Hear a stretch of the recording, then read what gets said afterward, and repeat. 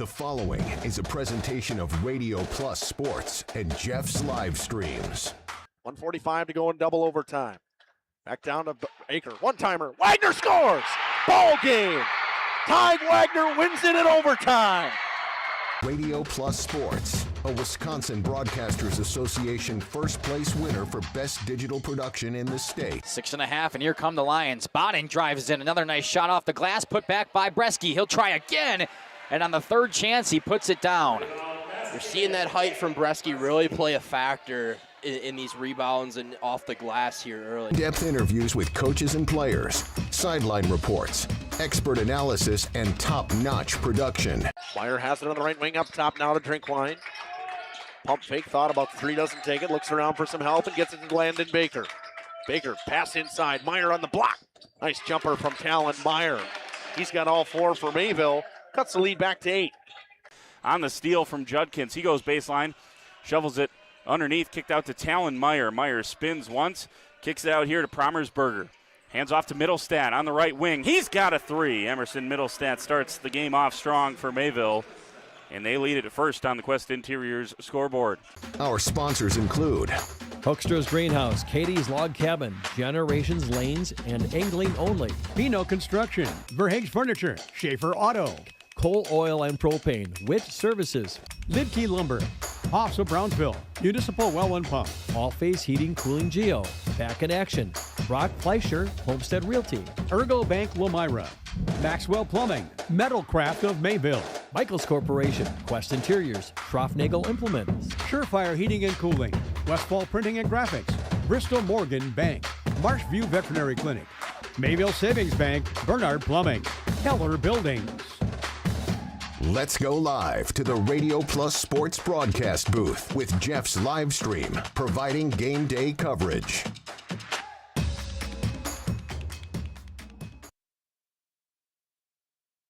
Good evening, hockey fans, and welcome to the Waupun Ice Arena, home of the Waupun Warriors, who tonight are taking on the Sheboygan Co-op, known as the Red Raiders Hockey. Tonight is youth night here in Waupun, and it should be interesting to see all the youth that are going to be hitting the ice here for the Waupun Youth Hockey Association. Joining me on the broadcast tonight, I've got Cameron Hatcher with me, running the camera and providing me with some insight and covering for me when I mess up. We appreciate that. Or when we have some other issues that we might have to run into. So I'm glad to have Cameron here helping me once again. We're going to step aside here. We're going to hear from some of our sponsors, and then we'll come back and we'll talk about the Sheboygan Red Raiders Hockey Co-op. Listening to Jeff Sauer along with Cameron Hatcher here on Jeff's live streaming cooperation with Radio Plus. Generations Lanes of El Dorado. Join one of our adult or kids leagues or bowl in our monthly Friday night tournament. Or get a group together for a family or corporate bowling function. We are more than just bowling. A great spot to bring your family for a meal. Awesome homemade pizzas and soups, as well as appetizers, wraps, and sandwiches. Daily food specials. Fish Fry Friday. Open daily at 11 with the kitchen open late. Ask about us catering your next function. We are home to Laconia Bowling and proud supporter of the Laconia Spartans and all student athletes. We are Hoekstra's Marketing Greenhouse, and we have been leading a greenhouse here in Fox Lake since 1981.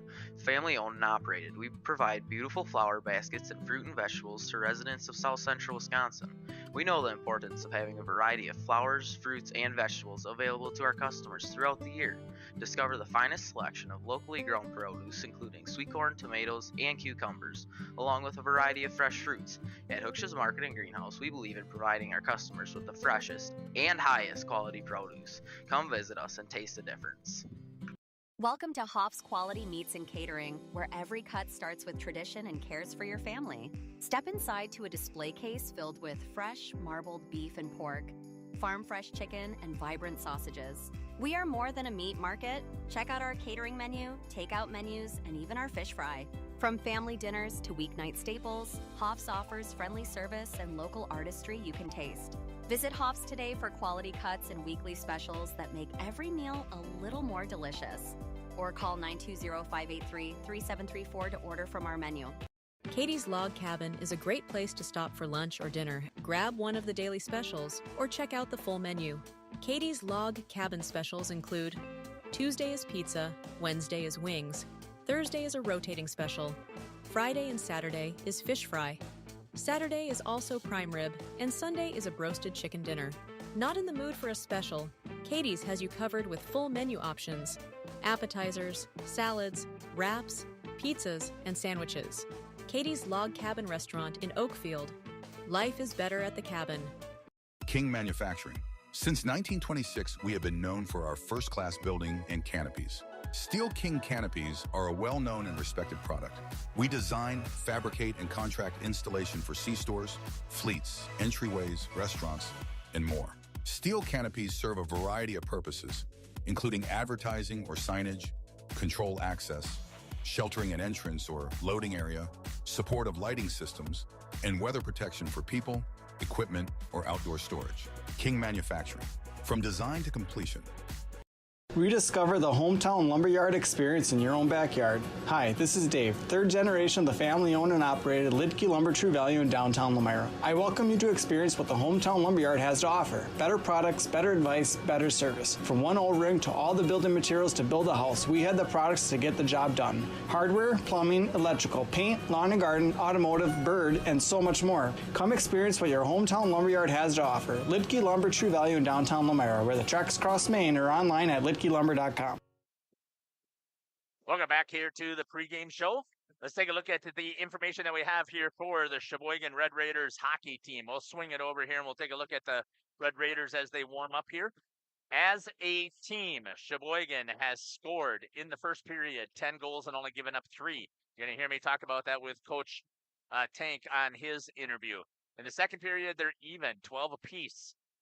And in the third period, they've given up more goals. They've given up 10 and they've scored only 6. But overall, they still have 28 to 25. As a team, they're averaging 3.5 goals per game, and they're giving up 3.12, which gives them the record that you would expect to have for a team sitting at 500 right now when you're that close in your goals against versus your goals for. As a team, they've had 38 power plays, and they have struggled on the power play as well. They've only scored 13 power play goals. That's 5 goals that they've scored in 38 opportunities. We always talk about this. A good number is 25. Great number is 30, and a phenomenal number is anything above 30. So they're struggling. They're not even at that good mark. On the penalty kill side, they've only had 21 penalty kills. That is an incredible number when you compare the 38 power plays to 28 penalty kills. That's really good numbers. And they've only given up 8 goals. That, again, though, because of the low number, 61.9 or 62%. 75% on the penalty kill is good.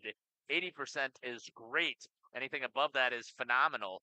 So, again, they're below even that good mark. Let's take a look at some of the individual statistics that we have here for the Red Raiders. Number 55, Jordan Hankey has 4 goals, tied with number 22, Brady McAndrews with 4 goals. And there's 3 players with 3 goals apiece. Number 3, Carson Burdick. Number 21, Connor Sandali. And number 39, Carson Thomas. When it comes to assists, your leading assist maker is number 17, Cade Burdick. He's got 5 assists, and you got 3 players with 3. John Athorpe with 3. Carson Thomas with 3, and Jordan Hankey with 3. Leading the team then in points is number 17, Cade Burdick. He is tied with Jordan Hankey, each with 7. And then third and fourth on the team is number 22, Brady McAndrews with 6, and Carson Thomas with 6. Getting the start tonight for his first start of the season is number 29, Easton Bauer. Had a conversation with Coach Hubertus, and the reason why things changed here as far as the starting lineup in the goal, that big win of Oshkosh over Fond du Lac, and Sheboygan is playing Fond du Lac on Saturday, and we're going to be covering that one, but that certainly changed everything for the Sheboygan Red Raiders. We're going to step aside here. We're going to hear from some of our sponsors again, and then we'll come back and we'll get the interview from Coach Tank. After that, then we'll talk about these Waupun Warriors. You're listening to Jeff Sauer here along with Cameron Hatcher here on Jeff's Livestream in cooperation with Radio Plus. Might need a new furnace cleaning and a filter. Dust and dander? We'll take a gander. We are your home for the Coleman Equipment brand. Call 920-763-2301 or log on to allphasecomforts.com, providing your comfort zone for all seasons. Hey, it's Bucky. Give us a call, and we'll clean your ducky. Precision engineering. Rigorous attention to detail. A Bryant Evolution heating system is so well designed, it's as much of a joy to install as it is to use. Good to go. For the dealer nearest you, visit Bryant.com. AirTech Heating, doing whatever it takes. Life's better with an auto policy from American Family Insurance, no matter what dreams you're driving towards. That's because you'll feel totally protected with the right auto coverage. Plus, you'll save up to 23% when you bundle auto and home with our expert agents. American Family Insurance. Products not available in every state. Visit amfam.com to learn how discounts may apply to you. American Family Mutual Insurance Company, SI, and its operating company, 6000 American Parkway, Madison, Wisconsin. Contact me, Agent Christine File, at 11 South Watertown Street in Waupun, or call 920-324-3488 today. Angling-only guide service with Captain Jeremy Brenner. Captain Jeremy Brenner here. We are the premier Lake Michigan salmon charter out of Sheboygan, Wisconsin. Each trip is 6 hours and includes fish cleaning. The cost is $400 per trip Fridays, Saturdays, and Sundays, and only $340 on weekdays for up to 6 people. I personally guarantee you will catch fish. The season runs June through Labor Day. Contact me at anglingonlyfishing@gmail.com to book today and check out my Facebook page, Captain Jeremy Brenner, Sheboygan Salmon. For over 120 years, Bristol Morgan Bank has served central Wisconsin communities. We're still here, not just as your financial partner, but as a community partner. Communities change over time. They grow, your business grows, your family priorities change. This is why, over the years, we've adapted to the needs of our customers, offering digital tools for convenience, scheduling in-person appointments where and when it works for you, designing products to impact your financial future, because that's what community banks do. Coal Oil and Propane is committed to establishing and upholding lasting relationships with our respected customers. We pledge to provide exceptional and reliable service, exceeding your expectations, and are dedicated to continuous improvement, embracing and driving change to better serve you. Whether you need service for residential, commercial, or agricultural, Coal Oil and Propane has you covered. Our goals are simple: great products, competitive pricing, and reliable service. Contact Coal Oil and Propane for all your fuel and lubricant needs. Trust Coal Oil and Propane. Say cheese! If you cringe when it's time to smile, come to Dentistry of Wisconsin in Beaver Dam and Waupun to make your grin big, bright, and beautiful. They can help with impactful solutions like implants, bridges, orthodontics like Sure Smile clear aligners. And if you're looking for simple smile enhancers, they offer tooth whitening and veneers. Give Dentistry of Wisconsin a call in Beaver Dam at 887-2112 or their Waupun office at 324-3881. You can also visit them online at dentistryofwisconsin.com. The Landing is your go-to lakeside hangout on beautiful Beaver Dam Lake, where the drinks are cold, the food always hits the spot, and the music keeps the good times rolling. Come for the view, stay for the fun. Pizza and beverages go together like sunsets and lake views at The Landing, and always better with friends and family. A Friday fish fry, your landing spot. An extensive variety of house-built pizzas, your landing spot. A great menu, of course. The Landing Pub and Grill, Country Road G, Beaver Dam, and like them on Facebook. Generations Lanes of El Dorado. Join one of our adult or kids leagues or bowl in our monthly Friday night tournament. Or get a group together for a family or corporate bowling function. We are more than just bowling.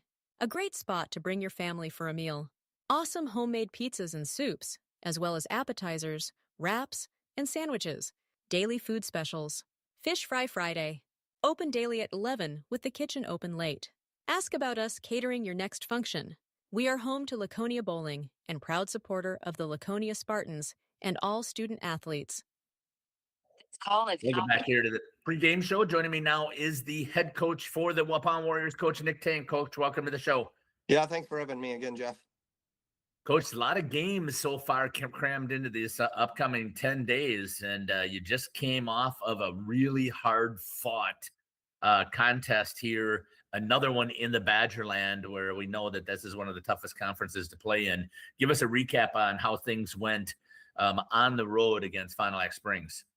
Yeah, well, obviously we didn't get the result we wanted. It was, it definitely wasn't our best effort. Some of the kids even were talking in the locker room afterward. They felt it was their worst performance of the season, which is, obviously you don't want to have those when you're facing an opponent that is historically as strong as St. Mary Springs has been in the past decade.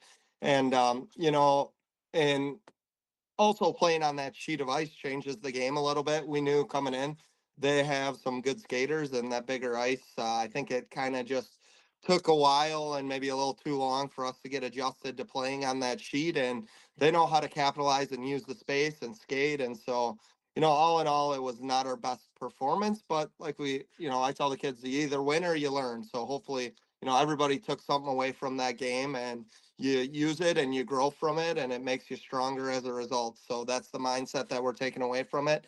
And then now we got another tough one tonight, with Sheboygan coming in. We don't really have, this is a kind of a gauntlet of a week. Tomorrow we're on the road again in Sauk and they're playing good hockey. So, it's a little bit of a testament of the will of our players this week, which is good. Like you said, you either win or you grow, and they're going to learn some things from this week, and they'll be stronger as a result when it comes time to face these teams in playoffs. Yeah, looking back at the Ledgers game here, the one thing that really stood out to me the most was, if I remember correctly, I believe it was 40 some shots to maybe 10. Not sure what happened there with the lack of offense that came across. Well, yeah, I think that their teams historically, goaltending has not been their strongest point, and their kids do a great job of selling out. We didn't have that many shots on net, but I'd be curious to see how many block shots their team had, because they did a great job of getting sticks in the lane, and we got to do a better job. And that was a point of emphasis in practice yesterday of finding ways to get pucks through traffic, because they sold out. They blocked a lot of shots. We had a hard time getting them through their players to get on net. So yeah, just like I said, you either learn or you grow. Let's talk about tonight's opponent here in the Sheboygan. I think they go by the Red Raiders, but I know it's a huge co-op. So let's talk a little bit about, tell me what you know about Sheboygan. Yeah, like you said, they are a big co-op team. I think there's 13 schools in it. I was kind of doing the math today. It looks like it's encompasses 40 miles or something like that of teams. But you know what? It doesn't really matter. Our game plan doesn't change. We're going to come in. We're going to try and play our brand of hockey. It's at our rink, which we like.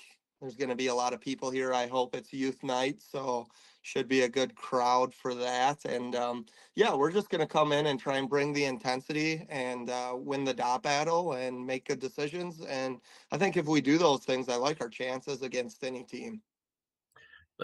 What I was able to find out a little bit here, Sheboygan likes to get off to a fast start. Looking at their first period, I believe at 10 goals they have scored and only given up 3. Counter that with Waupun, you've only scored 6 goals in the first and given up 11. And I know that traditionally Waupun likes to try and do a little bit of a feel out process here, but what's the plan to change that up here a little bit here and see if you can get on the board first, especially since you've talked about it at home, if you can get that crowd into it right away? Yeah, that's going to be a part of it. We got to feed off of that energy, so I hope the crowd brings some. But yeah, the guys know we got to get starts going. We got to get that puck in the offensive zone, and it hasn't gone maybe as well as we'd like in the first period. But like you said, there is that feel out. We're still trying to really break down what are these teams doing at that time. But we're going to come in and, really try and forecheck hard tonight. The plan's going to be to get that puck below the goal line and let our forwards grind, because we got some guys that are strong in that area. And we want to stretch them out a little bit too, because we know we got some guys that can score on the blue line as well. You're averaging about 2.5 goals per game. Sheboygan's averaging 3.5 per game. I'm assuming that, again, defense has been a strong point this year for your team. I'm assuming that that's something that you're going to be a heavy focus on to try and shut down the Red Raiders. Yeah, it always is. Like I said, our blue line, I think, is our strength. We have a strong defensive team. If we can limit chances, limit mistakes, like I said, I like our chances in any game. And then our forwards got to capitalize on some opportunities. There were some opportunities in that St. Mary Springs game that we had. You know, we got some stretch passes. We made some plays at the blue line, got some breakaways that we didn't result in goals. And you got to kind of have those things. And when you're facing teams as good as we face.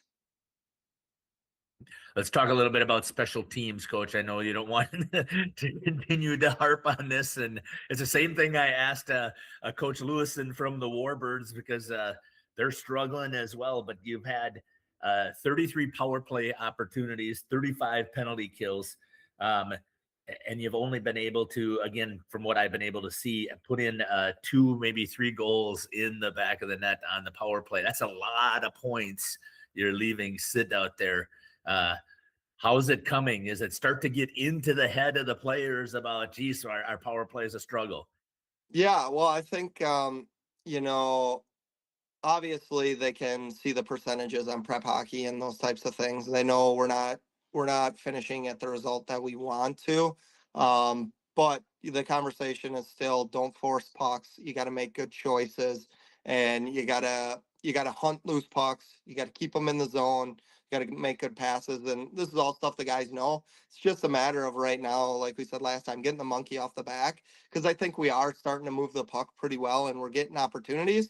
We just got to capitalize on them. But on the flip side, I would argue our power play hasn't been looking too great, but our penalty kill has been very strong the past couple games. So, and that's always, you know, a big point of emphasis for me, because I want my team to play physical. We need to play physical to compete. And sometimes with that style of hockey, you're going to take penalties and you got to be able to kill them off. So Yeah, in that regard, I have been pretty proud of our PK crews. They're working hard. They're being disciplined. They're doing a good job. So I hope that continues tonight as well. And the power play goals are going to come. And I would agree with you on that. And what it also stands out to me, Coach, is 33 power plays, 35 penalty kills, really even there. So you're taking as many penalties as you're receiving, which is also a positive. I take a look, though, at Sheboygan. They've taken 38 power play opportunities. They're not executing well either. They're like 13%. Penalty kills, though, way down. They're at 21. But on that flip side, as you said, they're only killing off at about a 60%. Looking at it, to me, that might be where the game winner comes, is in the special teams area. Yeah, very well could be. You know, those are your best opportunities. We know those are the ones that we got to start converting on more. And once we start doing that, I think we're going to be real competitive. Coach, I want to thank you for taking the time to have this conversation with me here on the pregame show. Anything else you'd like to talk about? Maybe a little bit about youth night as we get things wrapped up here on the pregame show. No, it's going to be a great night for hockey. I think it's going to be a packed rink. I know we have some Chuck-a-Duck stuff going on. The youth organization's going to come out during the national anthem. Our U6 team's going to be doing a mini game in between the first and second. So it should be a really good night for hockey in Waupun tonight. So I hope that if you're listening, if you can make it down, make it down. Otherwise, hopefully everyone's hopping on the live stream and supporting in whichever manner they can do. Coach, I want to thank you again, and it is always a fantastic night for hockey whenever you get down to the Waupun Ice Arena. So thanks again for joining me here on Jeff's live stream in cooperation with Radio Plus. We'll be back after these messages here on the pregame show. We at the Glamour Shop pride ourselves in having a fantastic team that offers unbeatable customer service at rates we can stand behind. Our motto has always been, let's talk about hair. We're a passionate, team-based salon where relationships with our clients are at the heart of everything we do. Our experienced stylists work with you to create the look you've always dreamed of. Whether it's a cut, color, or a fresh style, we invite you to experience the Glamour Shop difference. The Glamour Shop. Call for an appointment today. We are Hooksha's Marketing Greenhouse, and we have been leading a greenhouse here in Fox Lake since 1981. Family owned and operated, we provide beautiful flower baskets and fruit and vegetables to residents of South Central Wisconsin. We know the importance of having a variety of flowers, fruits, and vegetables available to our customers throughout the year. Discover the finest selection of locally grown produce, including sweet corn, tomatoes, and cucumbers, along with a variety of fresh fruits. At Hooksha's Market and Greenhouse, we believe in providing our customers with the freshest and highest quality produce. Come visit us and taste the difference. Did you know that Ergo Bank of Marquezan and Fox Lake offers Casasa Rewards checking accounts? All Casasa Rewards accounts include refunds on ATM withdrawal fees. When you meet the monthly qualification criteria, there's no monthly maintenance fee and no minimum balance requirement. Best of all, you get rewarded for things you probably do anyway, such as using your debit card and setting up a direct deposit. Discover the benefits of opening a Casasa Rewards checking account at Ergo Bank of Marquezan and Fox Lake. Welcome to Hoff's Quality Meats and Catering, where every cut starts with tradition and cares for your family. Step inside to a display case filled with fresh, marbled beef and pork, farm-fresh chicken, and vibrant sausages. We are more than a meat market. Check out our catering menu, takeout menus, and even our fish fry. From family dinners to weeknight staples, Hoff's offers friendly service and local artistry you can taste. Visit Hoff's today for quality cuts and weekly specials that make every meal a little more delicious. Or call 920-583-3734 to order from our menu. Welcome back here on the pregame show. Youth night tonight here down at the Waupun Ice Arena. Again, you got a whole window or glass full of youth here. Let's take a look at some of the stats that we have here for the Waupun Warriors. In the first period, as a team, they've scored 6 goals, given up 11. You heard me talk about that with Coach Tank. In the second period, they have scored 9 goals, given up 16. In the third period, they have scored 9, given up 10. And they have split overtimes. They've won 1 and they've lost 1. 25-38 is the goal differential. Goals per game, the Warriors are scoring 2.5 goals per game, and they're giving up 3.8. On the power play side, there's had 33 power play opportunities, and they've scored 2 power play goals. That's a 6% power play execution rate. On the penalty kill side, 35 penalty kills, 8 power play goals against given up. That's a penalty kill ratio of 77.1. That's phenomenal numbers when you start talking about on the PK, and Coach talked about that as well. Let's take a look at the leading scorer for the Waupun Warriors. In goals scored, number 16, Camden Flagner. He's got 7. And there's 3 players with 4. Chase Beam, Colton Postotnik, and Hunter Fromholz with 4 goals apiece. When it comes to assists, there's 2 people with 3. Jacob Hopp, number 10, and number 6, Parker Zickert. And that gives total points. There are the top 3. Camden Flagner with 9, Fromholz with 6, Postotnik with 6. Let's take a look at the starting lineup here for the Red Raiders. At 1 defense, number 13, Brady Anhalt. At 1 defense, the second defense, number 25, Owen Kanto. At wing, number 7, Greg Spaeth. At the other wing, number 17, Cade Burdick. And in center will be John Athorpe. And in goal is going to be number 29, Easton Bauer. Your starting lineup here for the Waupun Warriors.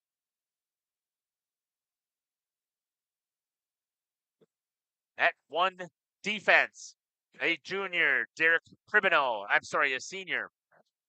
At another defense, the junior, number 18, Brock Reeder. At 1 wing, number 6, Parker Zickert.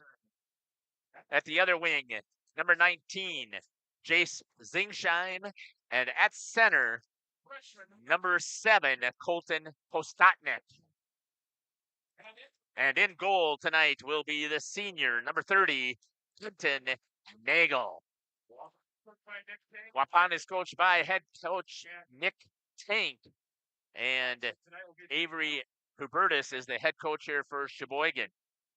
And we're going to wait till the youth get here on the ice before we start with the national anthem. So we're going to take and watch the youth come out here onto the ice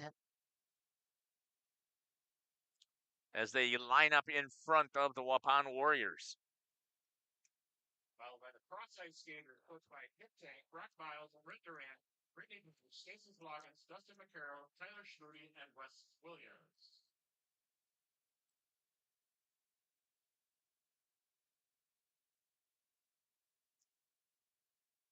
good number of youth players showing up here tonight, which also means that we've got packed stands here tonight. Absolutely. Good reason. And it's always great that they are able to give that recognition to the youth.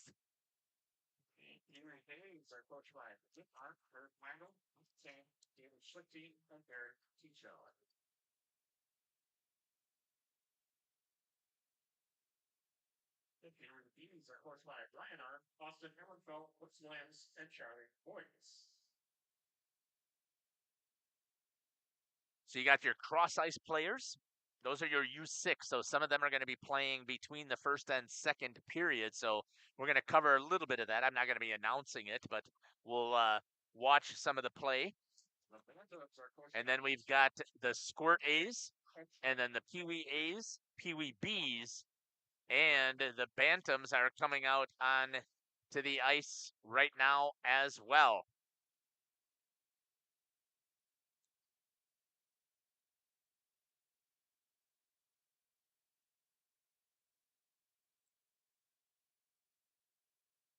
And again, a great showing here by the youth. They just keep coming. They do, and that's awesome. They stretch the whole length, shoulder to shoulder, stretch the whole length of the blue line. That is just awesome. 85 feet across. We're going to step aside here, and we'll be back here on Jeff's live stream in cooperation with Radio Plus. We make you feel at home and auto sales. Great selection and a price that's low. You'll find friendly smiles and a warm hello every time. We make you feel at home and auto sales. Every time we make you feel at home and auto sales. Home and Auto Sales is a proud sponsor of high school sports. Katie's Log Cabin is a great place to stop for lunch or dinner, grab one of the daily specials, or check out the full menu. Katie's Log Cabin specials include Tuesday is pizza, Wednesday is wings, Thursday is a rotating special, Friday and Saturday is fish fry, Saturday is also prime rib, and Sunday is a broasted chicken dinner. Not in the mood for a special? Katie's has you covered with full menu options, appetizers, salads, wraps, pizzas, and sandwiches. Katie's Log Cabin Restaurant in Oakfield. Life is better at the cabin. King Manufacturing. Since 1926, we have been known for our first-class buildings and canopies. In fact, there are thousands of them in use across America and in the Caribbean. We have also produced and developed many other steel products for use in retail, commercial, and industrial applications, such as building fascia, loading racks, wall panel systems, and much more. Our design record attests to our dedication to quality and customer satisfaction. King Manufacturing, from design to completion. Welcome back here to the Waupun Ice Arena. We're waiting for the youth to come off of the ice. Again, you can see all of the numbers here wearing their Waupun Youth Warrior jerseys. The big logo in the center of the ice is the logo for the Waupun Youth Hockey Association. And again, when we moved here, the association's been around since the 1970s. When we first moved here in 2006, got involved right away, and I cannot tell you how much we've appreciated everything that the Youth Association did for us and for my son to help him get to finally actually play college hockey, some Atcha 1 hockey at Illinois State.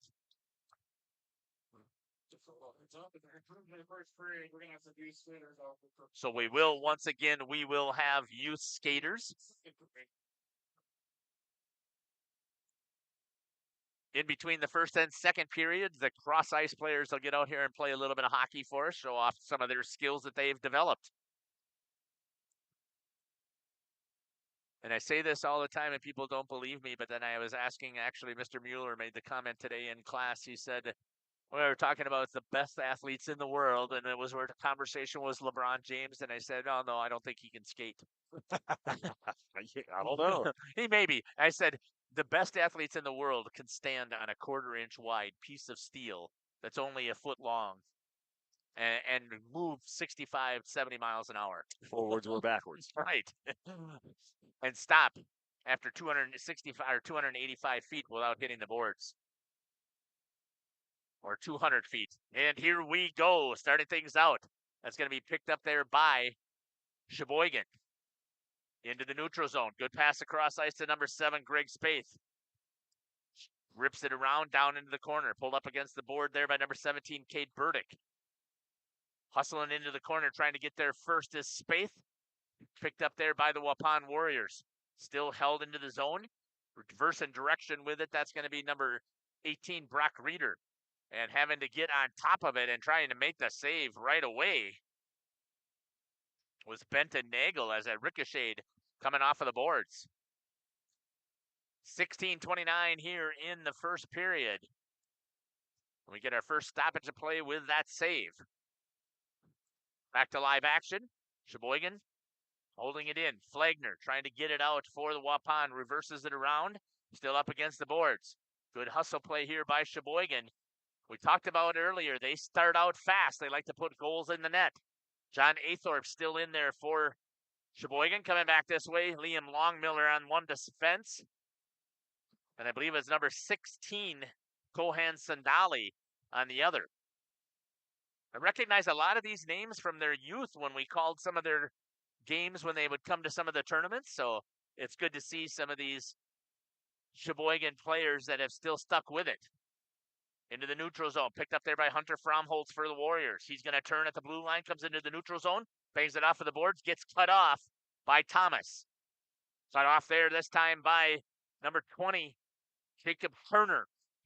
Turner down into the corner. He gets checked. Puck comes loose through the neutral zone.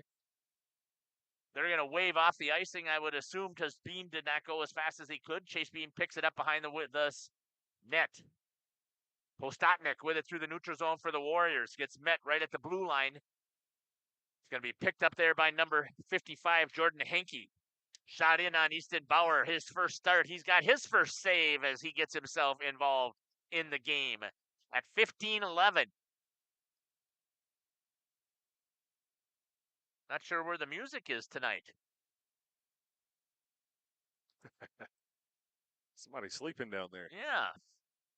Normally have at each whistle some music gets played. Flagner in at center for the Warriors. Going up against, I couldn't quite see the number here. Number 39, I believe that was Carson Thomas. Sheboygan looking to break it out. Into the neutral zone, right on the stick of number 21, Sandali. Makes an inside cut, looks, that angle shot there, gets slipped off of the stick anyways, goes behind the net. Held at the line. No, I thought that came out. They're going to say it did not. Good hold there by number 10, Carter Regan. That's going to go into the netting, so we'll have a face-off that's going to come down to the blocker side of Benton Nagel, the goalie for the Waupun Warriors. Face-off one, D-to-D pass. Sandali rips that upper corner off of the blocker. Nagel gets a piece, sends it over the top of the net instead. From the blue line, a dump in again, an easy save for Easton Bauer, and it's just a turnover. As Parker Zicker drops it in. Again, you hear me talk about this often. As I don't mind a dumping, and Justin talking, and I talk about this back and forth. This is just my personal preference from what I've seen. Unless you have the speed to get down into the corner first, it's a simple turnover.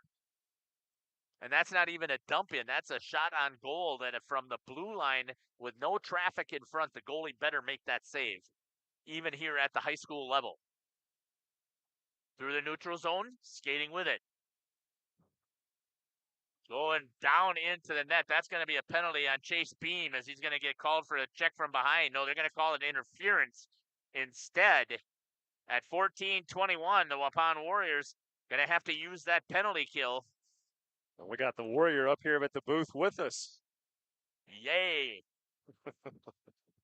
Good to see him here. Chase Beam is in the box. Face-off. Power play opportunity here for Sheboygan, and their power play is not that good either, only at 13%.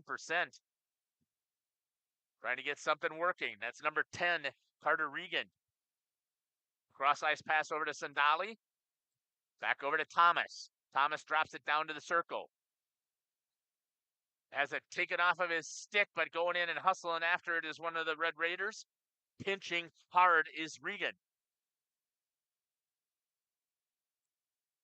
So it looks like Thomas took a puck to the shin pad. Tried to center it there, couldn't get it. That's number 24, Caden Decker. Back up to the top of the slot, shot right into the chest. Good save there by Benton Nagel. The second one comes right after him, and you get a nice job coming back on the post and gets that next save at 1:19 on the penalty time. 13:40 left here in the first period.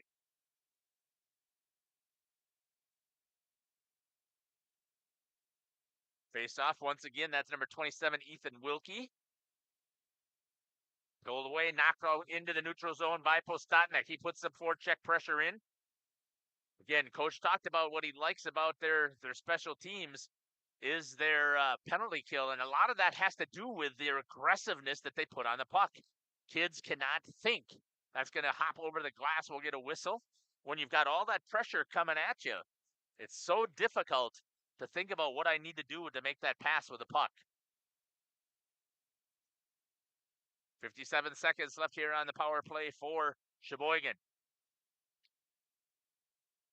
Down into the corner, won by Sheboygan. Trying to pick it up there with Jordan Henke. Reversing it, and it's going to come out. Skating with it for the Warriors. Dropping it down again. An easy save. Parker Zickert drops it in there. Picked up there. Skating with it is Connor Sandali. Comes right through the middle of the ice.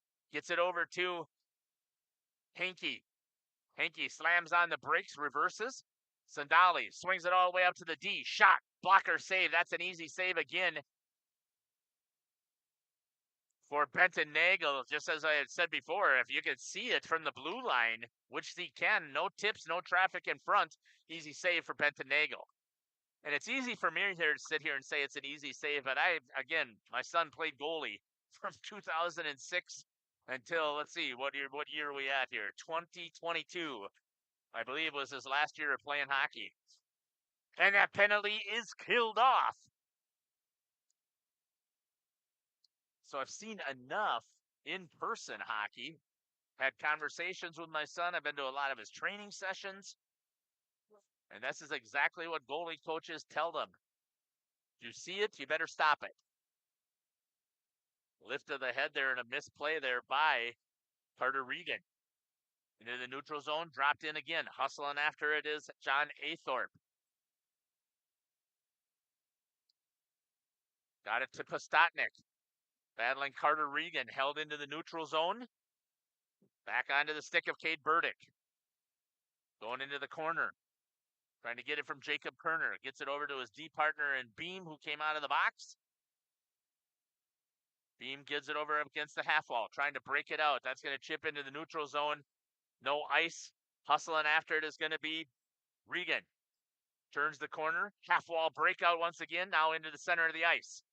Taken there by Jacob Kerner for the Warriors. Picked up once again by number 17, Cade Burdick for the Red Raiders. Back and forth we go. Nothing sustained as far as pressure here.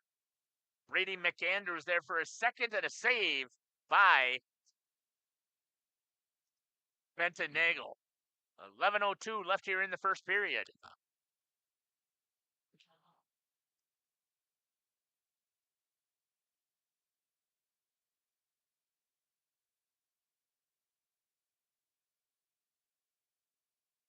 Down below. Held in at the blue line. Hustling back. Squirts all the way down. Picked up there by number 25, Owen Kanto.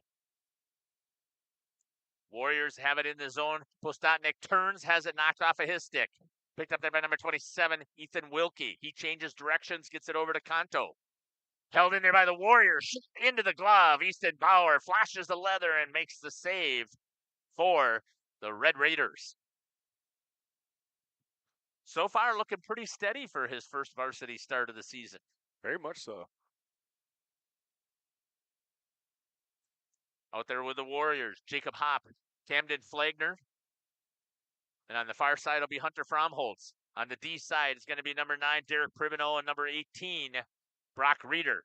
Into the center of the ice, read there by Reeder. He picks it up, turns it over at the blue line.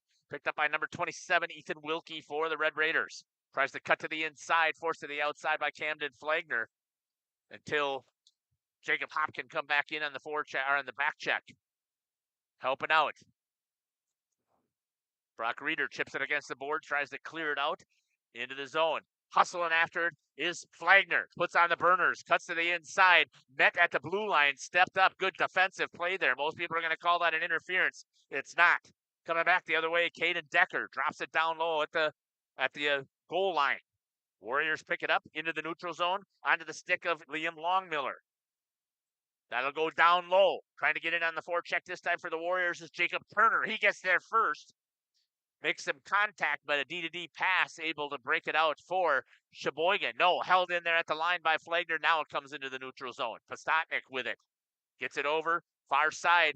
Gets it over to Chase Zingsheim. Into the glove again. Easton Bauer flashes the leather and gets the save at 9:19 here in the first period.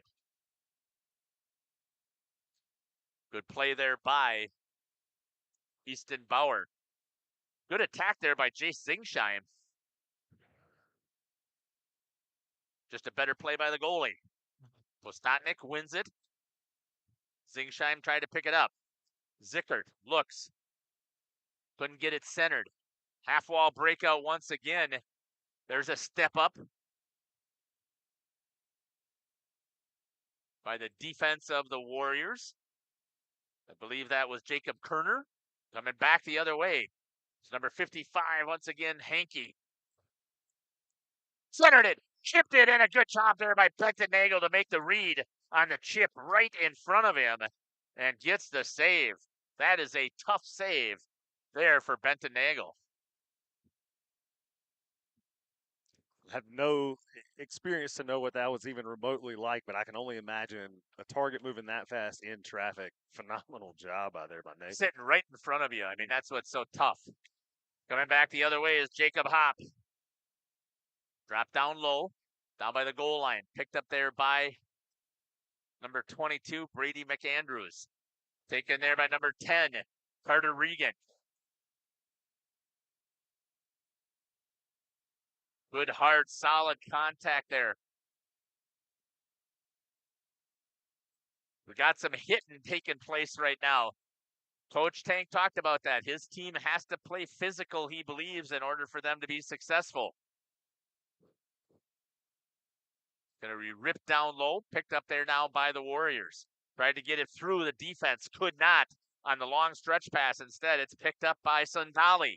He steps in at the good job there by Beam to turn him away. Backside, good coverage there by Derek Pribino. Doing his job as a defenseman. Now they're going to call a penalty this time. I believe it's going to go on Sheboygan for an interference.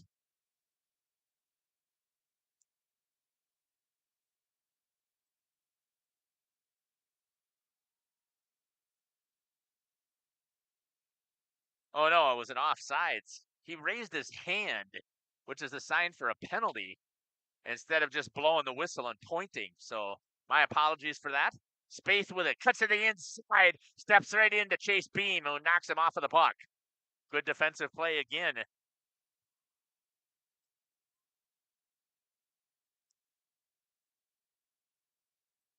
Coming back the other direction are the Warriors. Drop down low.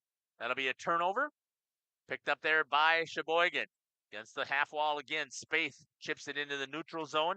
Picked up there by Beam. Cross ice pass. Gets it all the way over to Parker Zickert. He ends up pulling it down into his own zone down below the goal line. He looks for the half wall breakout. Nobody over on the wall.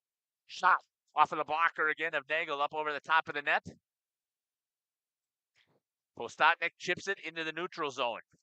Good play over here to Cohen Sandali. Loses it. He was afraid he was going to get hit. Up against the boards. Brady Anhalt with it. Into the neutral zone. 2-on-1 is the opportunity. Oh, good stick in the way to pull it by Chase Beam. And again, a shot from the top of the blue line sails over the top of the net. Anhalt makes a couple of moves to the inside. Moving around the blue line, gets to the dot, cut off there by Criminal. Brock Reeder now with it for the Waupun Warriors down at the goal line. Taken away by the Red Raiders into the slot area, turn shot, kicker save. Went right into the house, but nobody there to pick it up for Sheboygan. This time again over the top of the net by the Red Raiders. Into the neutral zone, the puck squirts. Anhalt picks it up, cross ice pass. Tried to get it over to number 24, Caden Decker. Decker still has it. Steps in. Zickert gives him a shoulder. Held in there by the Red Raiders. Trying to skate it out. Reeder runs into Carson Burdick. And that's going to go down for an ice as both teams were gassed. But again, now is my chance to preach about icing. And I know you guys are sick and tired of hearing about it, but there should be a consequence for icing, and there's zero. The puck goes right back basically where it was fired from. Allows the teams to change. The defensive team is actually the team that had the infraction with the icing, and they should have to stay out on the ice. But instead, at the high school level, the only level where it is completely legal to always ice the puck and not have a consequence except for a face-off coming back to where it was iced from.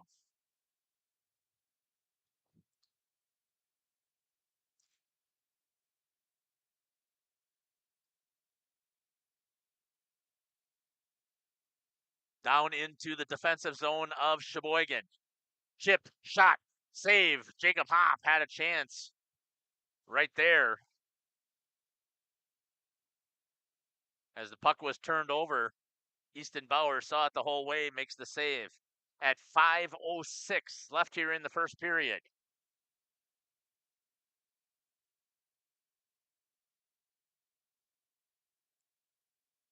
Face off in the offensive zone for the Warriors. That time it was won by Waupun's Camden Flagner, now taken away by the Red Raiders. Skating through the neutral zone with some speed. Gets all the way to the dot. Shot. Knocked down in front by Derek Pribino. Pribino hits Hankey. Try and knock the puck loose, still in the defensive zone of the Warriors, up against the boards. Trying to pull it out. Hustling after it is Brock Reeder. Taken away by the Red Raiders. Nope, comes right back to him in the neutral zone. Wow. From behind the blue line. Tries to take a shot, misses. Slap shot there. Bostatnik with it for the Waupun Warriors down in the zone. Taken away, tried to get a center ice breakout. Dangerous. And that'll be an interference. Oh, it's going to be a cross check is going to be the call on number 33, I believe that is. Nope, that's 39. Yep, 39. Carson Thomas. First opportunity with a power play here for the Waupun Warriors at 4:04 on the cross check. Let's see if they can get something rolling. Flagner out with Beam. Over to Kerner. Also out there, that's right into the shin pads of Athorpe. Chip free. Benton Nagel comes out to play it, fires it all the way back down into the neutral zone. Got Jacob Hopp out there with Flagner and Hunter Fromholtz. Picked up there by Sandali. He makes a couple of moves. Short-handed opportunity here for the Red Raiders. Picked up, saved there by Benton Nagel once again by Cade Burdick's shot. Pressure put on here by the Red Raiders on their 1-1-2.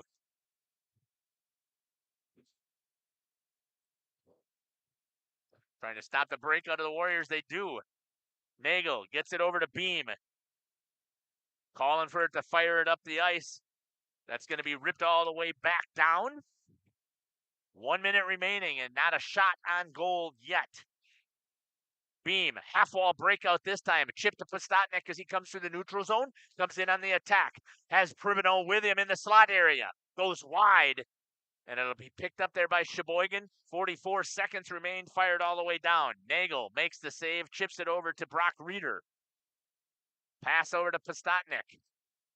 Hits it over to Parker Zickert. He brings it in the zone, shoots it into the house, and a shot, broken stick by Derek Pribino. That's ripped into the body by Brock Reeder once again, taking a shot from the blue line and turned over all the way back down to the goal line. Pinned up against the boards. Waupun trying to break it out. They do get it into the neutral zone. They got 5 seconds left here to get a shot. Gets it over, taken away again by Decker. Both teams are at full strength, and that's going to be an offsides as Flagner was stuck in the zone after going in on the attack. A little bit gas, couldn't get himself back out in time. No goal on that power play opportunity. 2 minutes and 1 second left here in the first. You're listening to Jeff Sauer along with Cameron Hatcher here at the Waupun Ice Arena. Almost the end of the first period. Stick with us. We'll show a little bit of that 6U or cross ice play here that's going to be coming up here on Youth Night. Postotnik tried to get a hold of it for Waupun. Jay Singsheim trying to hold it into the zone. Goes down into the corner, and we're going to get a hook. It's going to be called. Good call there. So it's going to go on number 10, Carter Reagan. At 1:35. So Waupun will have a little bit of time here on the power play opportunity again. Going to penalty at number 10, Carter Reagan. 2 minutes. Okay.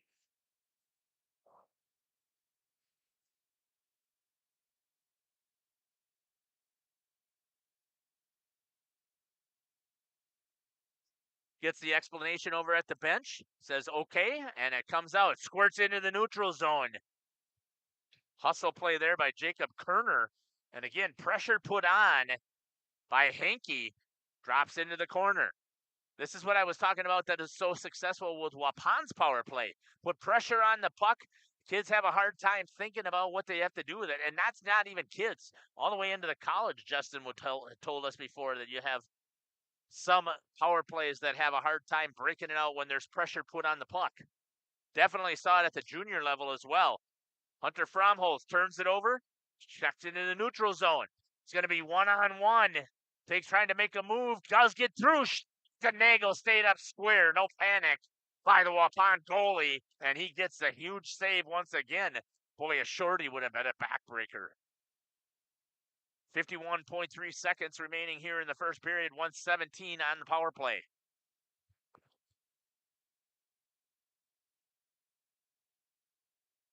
Face off to the Trapper side of Benton Nagel. Sandali ribs it around. Tried to get it down low. Pribino played it there for the Warriors. Reeder also played the body and took it away for Waupun. Into the neutral zone. Stepping up. Tried to shoot it in towards the net. It was Derek Pribino. My apologies there on the not hitting the stream deck. That goes all the way down. 24 seconds remain. Down by the King Manufacturing logo. Again, thanks to Warren Bailey for his sponsorship. Not only of at the rink here, but also for our live streaming. Sandali steps across, drops it in, tries to get a bouncing puck on Nagel. Nagel gets on top of it, gets the whistle with 9 seconds remaining. 35 seconds remaining in the power play opportunity for the Warriors. Power play number 2 of the night. Trying to get off the snide with a 6% power play execution rate. Back live. Waupun coming back the other way. Trying to get it down low. Hustling after it is Kohan Sandali, and that's going to do it for the end of the period. 25 seconds remains in the power play.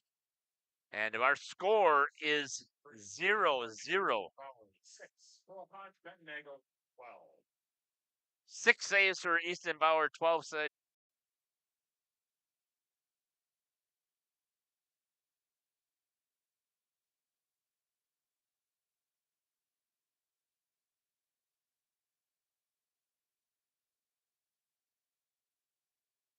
All right. Well, I'm hoping that the sound is back. I guess it is. All right.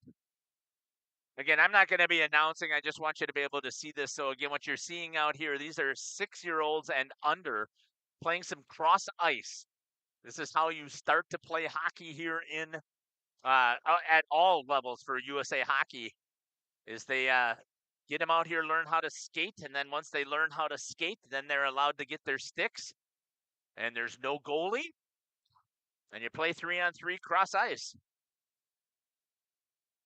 And if you just think about this, at least again, these are under 6 years old. And look at the skill level that these guys have already.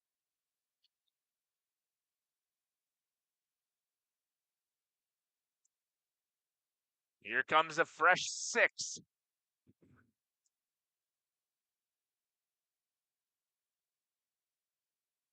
You don't think that they want to compete? Look at them going into the boards and they're to go get that puck, Cameron. I love it. And how special for them to be out there with the high school players. Isn't it? Awesome, yeah. See the smiles on both their faces. We've seen this down at Fond du Lac. They do the springs, and both Fond du Lac do it. The difference that I saw with them is this is only 6 minutes. Like, it should be no more than probably 5, but Fond du Lac did 8 minutes, and then they threw still another 12 minutes up there of Zamboni time, which is just ridiculous for the players.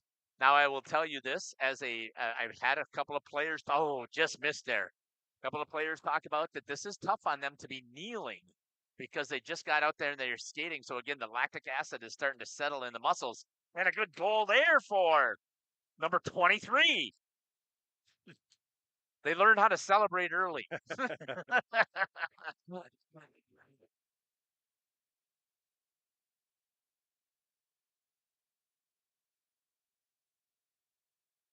They got the scoreboard at the top there, so it picked up the...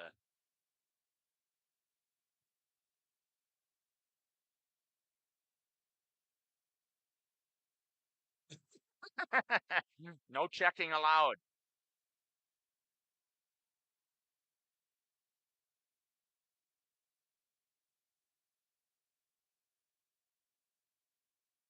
Somehow there's 4 white jerseys out there. That's not allowed. Somebody didn't switch when they were supposed to.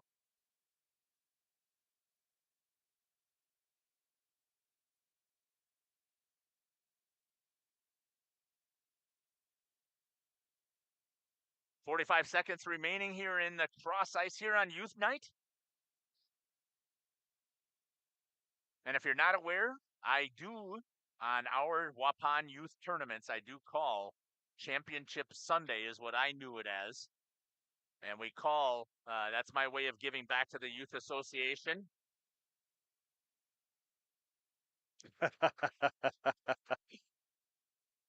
They give Benton a hard time because he wasn't paying attention to the puck coming at him.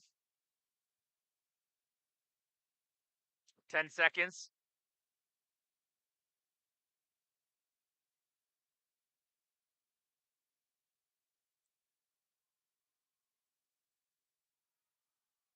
And that's going to do it for the cross ice game that we have here on Youth Night. Again, great job by those young skaters out there. Congratulations to them. We're going to step aside here. We're going to hear from our sponsors, and then we'll be back. You're listening to Jeff Sauer along with the Dr. Cameron Hatcher here on Jeff's Livestream in cooperation with Radio Plus. We at the Glamour Shop pride ourselves in having a fantastic team that offers unbeatable customer service at rates we can stand behind. Our motto has always been, let's talk about hair. We're a passionate, team-based salon where relationships with our clients are at the heart of everything we do. Our experienced stylists work with you to create the look you've always dreamed of. Whether it's a cut, color, or a fresh style, we invite you to experience the Glamour Shop difference. The Glamour Shop. Call for an appointment today. We are Hooksha's Marketing Greenhouse, and we have been leading a greenhouse here in Fox Lake since 1981.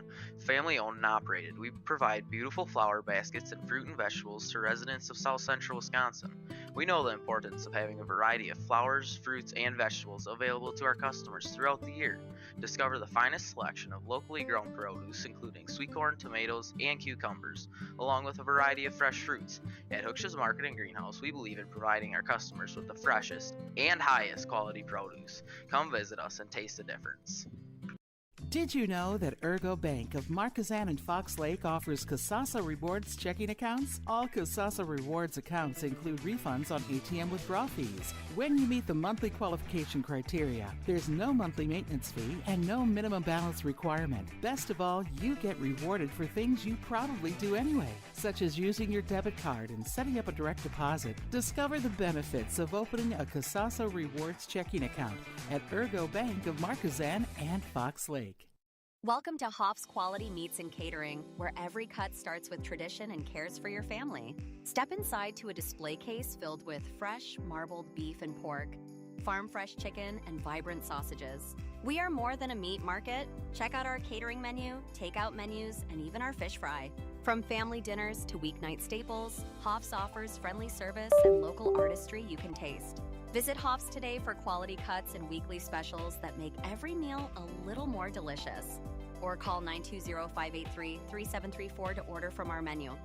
We make you feel at home and auto sales, great selection and a price that's low. You'll find friendly smiles and a warm hello every time. We make you feel at home and auto sales every time. We make you feel at home and auto sales. Home and Auto Sales is a proud sponsor of high school sports.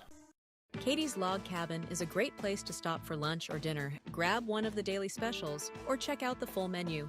Katie's Log Cabin specials include Tuesday is pizza, Wednesday is wings, Thursday is a rotating special, Friday and Saturday is fish fry, Saturday is also prime rib, and Sunday is a broasted chicken dinner.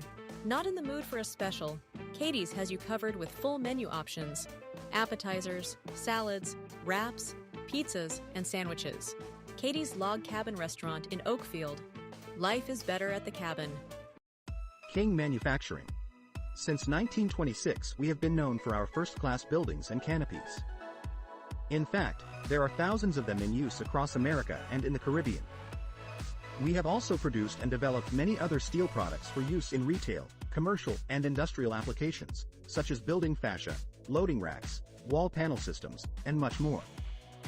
Our design record attests to our dedication to quality and customer satisfaction. King Manufacturing, from design to completion.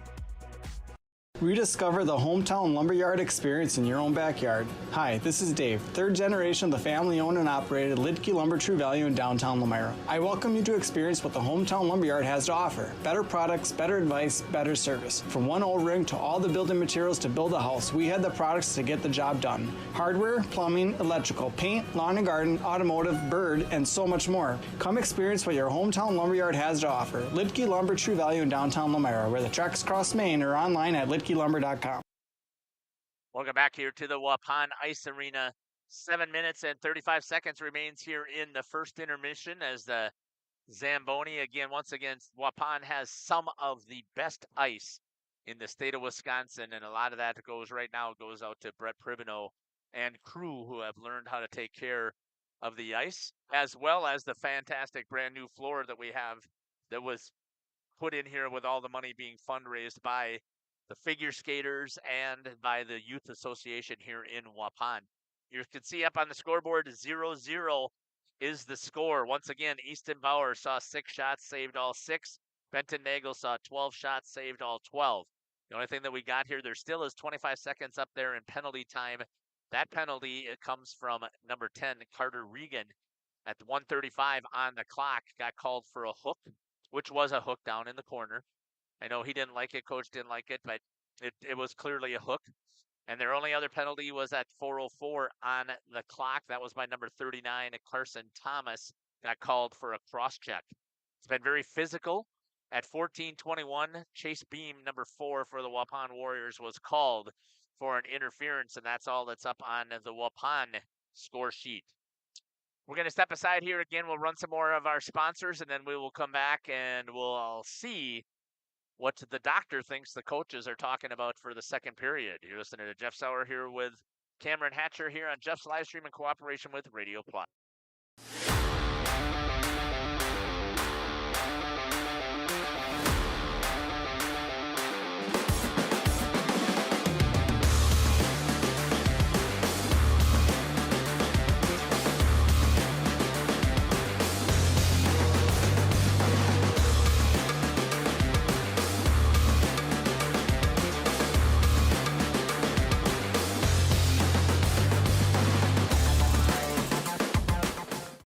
Municipal Well and Pump has helped communities and industries keep water running with expert well drilling, pump installation, and dependable maintenance. Our experienced team is committed, quality workmanship, and getting the job done right the very first time. When reliable water matters most, trust the name built on honesty, integrity, and experience. Municipal Well and Pump, delivering water you can depend on.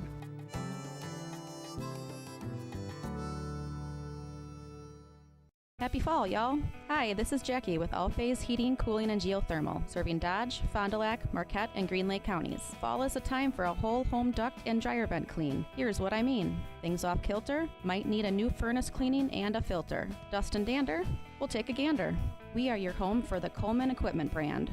Call 920-763-2301 or log on to allphasecomforts.com, providing your comfort zone for all seasons. Hey, it's Bucky. Give us a call, and we'll clean your ducky. For nearly 50 years, Pinot Buildings has created the highest quality post-frame buildings. Headquartered in Rosendale, Wisconsin, we proudly serve the Badger State and Illinois. We deliver unparalleled craftsmanship and quality with all the warmth and care you'd expect from a small-town family business. Whether you're planning a large commercial or agricultural project, a barn-dominium, or a smaller personal shop or structure, Pinot Buildings are built for you and designed to last. Connect with us to get started. Tired of pushy sales tactics? Welcome to Schaefer Auto, where they make buying a vehicle simple, safe, and satisfying. You'll find a sweet selection of pre-owned vehicles for every budget. Each is inspected and backed by a warranty option of your choice. Financing isn't a problem. Get approved online and drive home with confidence. Schaefer Auto has the right ride for you. Visit the lot at 404 Shaler Drive in Waupun and online at schaefer-auto.com. Schaefer Auto, no gimmicks, no pressure, no worries. If you're looking for someone to take care of your tree needs, call Eli at Torres Tree Service of Waupun. Eli and his team can remove trees big or small, even those hard-to-get trees. They do tree trimming and stump grinding, and the job's not done until they put topsoil and seed where the tree was removed, clean up the debris, and haul it away. Join the many satisfied customers by calling Torres Tree Service in Waupun at 920-334-5887. That's 920-344-5887 for Torres Tree Service of Waupun. Welcome back here to the Waupun Ice Arena. About 2 minutes and 55 seconds remains. We'll see if they'll try and get things rolling a little bit early here. But they are also going to want to have the ice set up. Again, the score is 0-0. I know, Cameron, you're not a hockey guy. But I do know you know what it takes to coach and you know what it takes to be athletic. And you're starting to watch more and more of the hockey. So if you were Coach Hubertus and you are in the Sheboygan Red Raiders locker room, what would you be telling the boys? Keep going. You know it's going to be a physical game. We saw that in the first period. I would be shocked if that changed the rest of the game. Got to create these opportunities. They're, from my vantage point, not knowing any more than I know about hockey, they seem to be the better skating team. They're faster. They got better edges. Much faster. Right. Yep. You know, they're getting their opportunities. Waupun's goalie has shut it down so far. I can only imagine he's going to be able to keep that up for so long if they keep getting such good looks at the goal. And then on the flip side, Waupun shooting it from behind the blue line. We were talking about that a little during the break. Yeah, they might be trying to get the rebound, but the odds are not there on that percentage of a shot. And I don't know that we've seen them get one, maybe two rebounds out of all of those shots. Yeah, I've only seen one that I can actually recall because Easton Bauer's only seen 6 shots. Yeah. And all those 6, again, were big dump-ins on the top of the blue line. Gotta look for a higher percentage shot. And we've been saying this for a while now, that I have at least when I've been watching them. They have to get some offensive set. The dump and chase again, is great at the high school level if you have the speed to get in there first. And right now, that is not what we've been able to see from Waupun's offense, at least here in most of the contests that we've seen here at home. Let's check into that YouTube chat. I haven't mentioned it, but I will. Chris Gitzel letting us know, let's go Warriors, so appreciate that. But once again, let us know where you're watching from, who you're cheering for, who's your favorite players. And I don't care if you're a Red Raiders fan or if you are a Warrior fan. Again, let us know. Not for our sake, but we want you to let the boys know. Because they'll go back and watch. They love to do it. I don't care what sport it is. Kids love to go back and watch the game and see who's watching along live. And again, we're trying to create memories for them, and we want them to know that you were part of this memory of watching them get out here and play. So please, 35 people out there viewing, to be sure, a few of them know how to get in the chat and leave a comment for these fellas. And again, it doesn't matter to us if you're a Warrior fan or if you are a Red Raiders fan. Let the boys know you appreciate what they're doing out there and help them create this memory for this year, for next year, for 10 years when they get together for their reunions or their alumni games. They can go back and they can brag about how things took place. Remember when we went to Waupun or when Sheboygan came to Waupun and, whatever it happens to be. There we go. 25 seconds left here on the power play for the Warriors. Won by Waupun in the neutral zone. That's going to be Jacob Kerner with it. Swings it over to Chase Beam. Beam back to his D partner and Kerner. Kerner tried to get it up to the boards to Hunter Fromholtz. Fromholtz takes it into the zone. Bumped off of the puck. Good hard play there by number 25, Owen Kanto. And you said it. Physicalness is going to be the key. And all 25 seconds are gone without a shot. Back to even strength. Coming back the other way is Burdick. Shot right into the glove. Benton Nagel, easy shot all day at the top of the circle. We'll take that. If you're a Warrior fan, Nagel should be able to make that save pretty easily. 16-27. The only thing I would have told Benton here after watching that is he's got to make sure he stays out at the top of his crease and stays out there and challenges. Chase Beam rims it around, gets it all the way over to Zingsheim. Zingsheim shaped it up free. That's going to be outside of the reach. No, they're going to say it should have been played there by number 13, Brady Anhalt. Puck is down in Sheboygan zone. Banked off of the boards, coming back with some speed. Derek Pribino stepping up to take Anhalt off of the attack. Into the slot area. Held in there for Sheboygan. Rims it around, trying to change directions, going back to pick it up. Pastatnik turned over right in the slot there by number 20 to number 24, Caden Decker. Not in the slot, sorry about that. Down in the bottom part of the circle. Waupun tried to clear. Held in there by number 24, Caden Decker once again for Sheboygan. Cross-ice pass picked off there by Zingsheim. Trying to hustle after it. Zingsheim trying to get there first. Good defensive play there by number 13, Brady Anhalt to stop the attack. That's going to go all the way down. Nagel has to come out and play it. Chips it over to Pribino. Big stretch pass up to Camden Flagner. Flagner shoots right into the body of one of the Red Raiders, into number 16, Kohan Sandali. Waupun trying to get something into the slot. Cleared out there by Bauer. Shoots underneath, out, gets cleared. And because played, yep, that's the right play. In and then out. So he's got to blow the whistle. So what happened there, Jeff? So the puck came out of the blue line, and then one of the Warriors tried to take it back in while the Warriors are offsides. Gotcha. And it just happened to be that it was fumbled at the blue line, and it went into the skater of Sheboygan.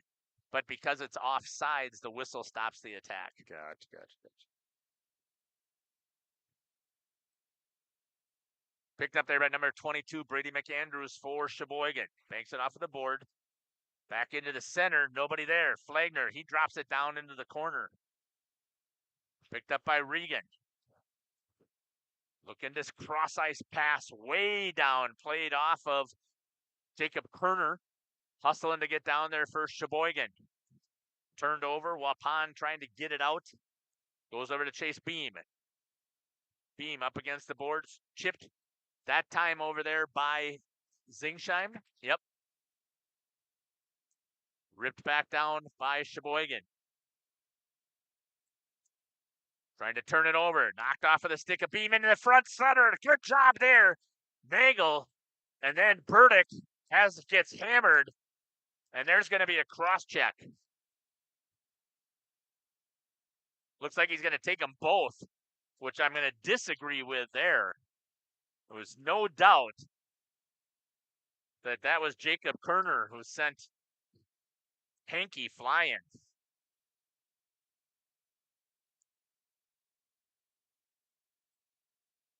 I think they're going to call rough for both of them.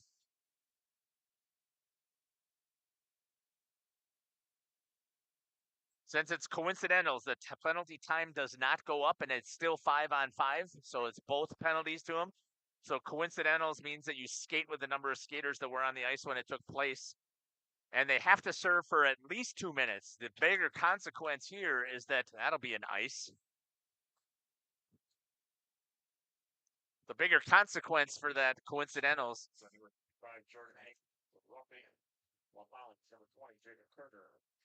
Cross check on Kerner. Roughing goes to number 55, Jordan Hankey. They cannot get out of the box until the next whistle after 2 minutes of their penalty. So sometimes it can go 2:30, sometimes it can go 4 minutes, sometimes it can go longer. But usually, if the coach wants that guy out of the box, they will send it down for an icing or something and take it to get the whistle. Zingsheim battling up there against the boards with Regan. Pitched free, back into the neutral zone. It'll be picked up there by Reeder. Reeder bangs it up to the boards. Tried to get it back into the zone, picked up by the Red Raiders. Cross-ice pass right onto the stick of Spaeth. Spaeth looks back, swings, shot. Oh, that's an easy save. Once again, that's a bad angle shot. Benton Nagel, ready for it, picks it up. Benton saw 43 shots on Tuesday. Just saw 12. If they continue with 12, he's going to see another 36 tonight. Good stick aside right there by Benton Nagel. Number 25, Leighton Foster out there gets pinned up against the boards. Still held in here for Sheboygan. Comes back into the neutral zone. Picked up by Kanto. Looks, gets it over here to Burdick.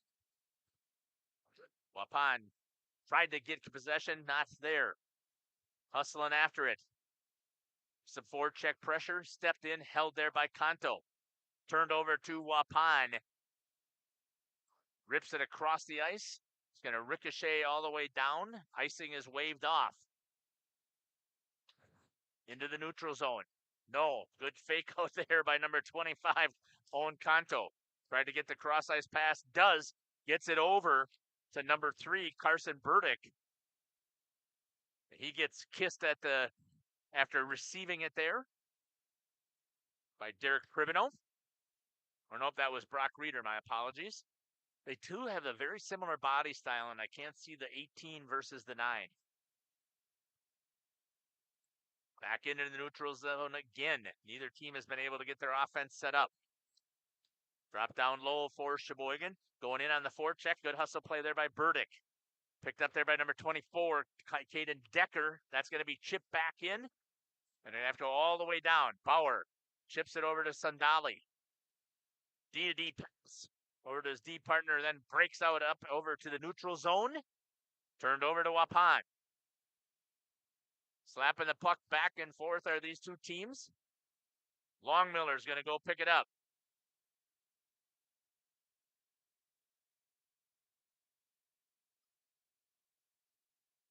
Onto the stick of Ethan Wilkie. He walks around the defense. Shot into the pads. Trickles in. Benton Nagel got caught. Get into the 5-hole, and it trickles in by Ethan Wilkie, I believe. And we'll see who gets the assist.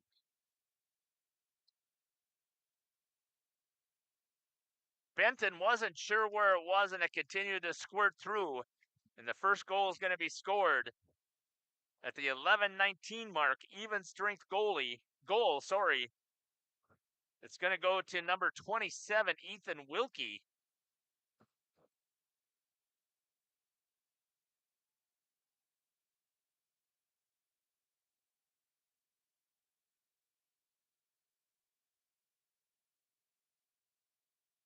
sure what the conversation is about. I don't know either. The official over there was saying something about should have blown the whistle, and I can understand that. Again, as a goalie dad, the puck could not be seen by the official, so as soon as he loses sight of it, he's supposed to blow the whistle as being controlled. But I was assuming just as he was getting ready to blow the whistle, he could see that it squirted through the 5-hole.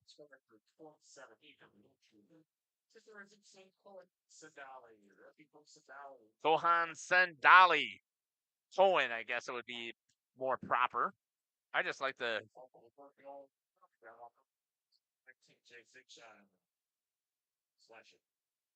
So a slash would have been called, but because the goal went in, it doesn't count. It goes up as a penalty for Zingsheim in case he gets more than 5, which would have him disqualified.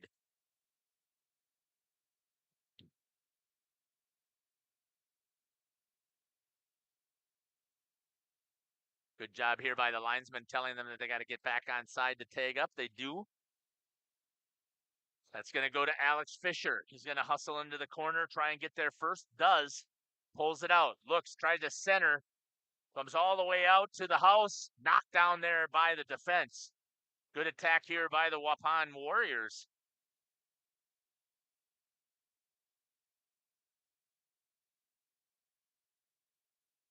Alex Fisher has a stick lifted, taken away. Cross-ice pass comes all the way over here to Henke. Henke skates in with some speed. Good reach there by Postotnik to knock it off. And they're going to call Postotnik for the penalty for hitting him after the puck was gone. And now they had time to get the goalie off, so they're going to have a 6th attacker for Sheboygan. It's going to be picked up there by number 27, Ethan Wilkie. Tries to skate through the middle, does. Looks, tries to walk it around. All the way down, doing too much by himself, and then he loses it. He had the chance to pass the puck and use that 6th attacker, but it doesn't happen. And Colton Postotnik is going to get called for a high stick at 9:34.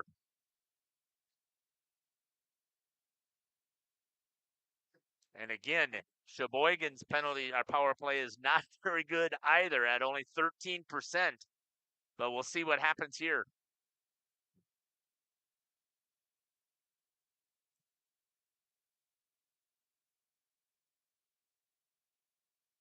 The officials are having a conversation, again, with Coach Tank.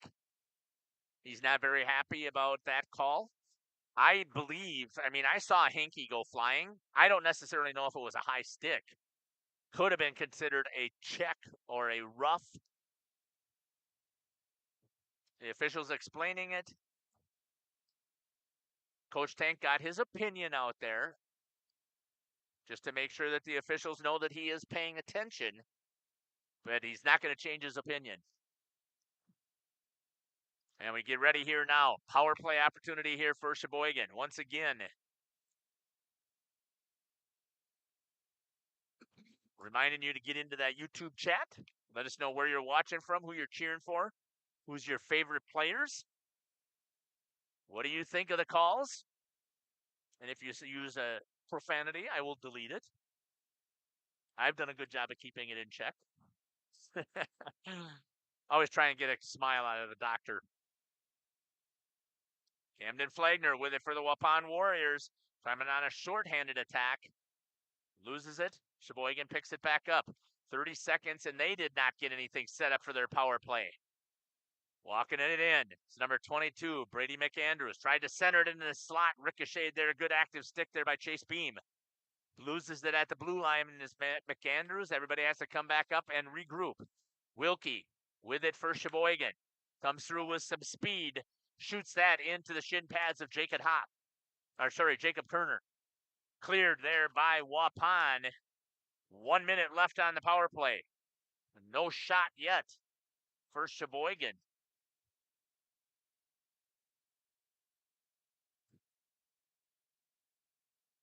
Good job there by Chase Singsheim on the aggressive stick check. Wilkie has it knocked off of his stick by Kerner right into one of the Warriors. Trying to make a move as Zingsheim loses it. He's got to get himself back into the play before Sheboygan can get in. Shot, Tonto, save, foot and angle. Picked up there, cleared for Waupun. Played there by the goalie, Easton Bauer. One more time, coming up on the rush for Sheboygan. Off of the boards, hustling in is Sindali. Makes a nice dangle move around. Got into the slot. Puck is loose in the crease.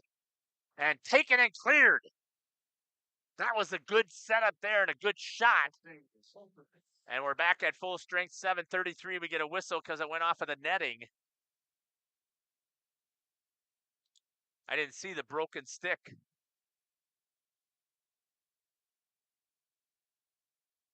One of the Sheboygan players, so that kind of hurts when you're trying to get something set up. Either way, penalty is killed off. 1-0 still for Sheboygan.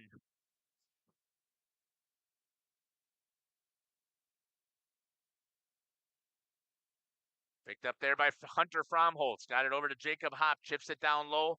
Hustling after it for Sheboygan was Kanto. Hustle play by Fromholtz to get in there first. Comes across the board. Picked up by Waupun.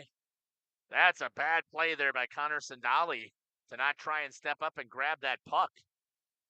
Let Waupun take it and keep it in the zone.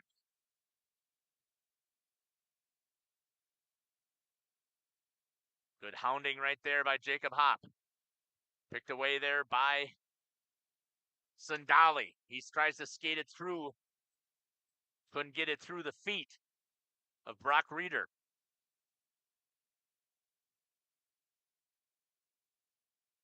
Back in the neutral zone, Sheboygan again takes possession, tries to do a center ice dump in, do not get it there, has it taken away.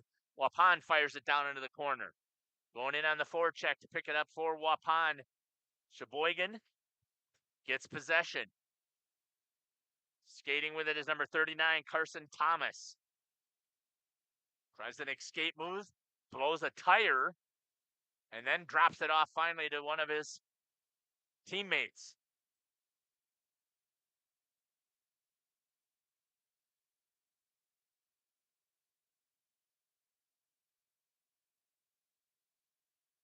Back into the neutral zone for the Warriors. That'll be an icing. That's going to go all the way down. McAndrews is saying that it was touched by somebody. They're saying no. Faceoff's going to come all the way back down on that icing. That's really the only consequence that they have here because of it.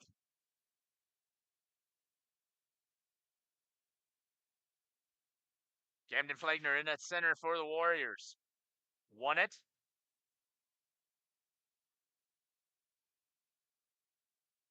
And we have a player who's going to get the wind knocked out of him.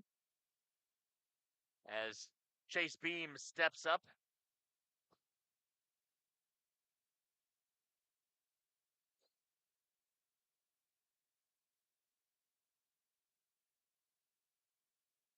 Glad to see one of the parents step up here and talk about how you behave in front of the youth players. That's awesome.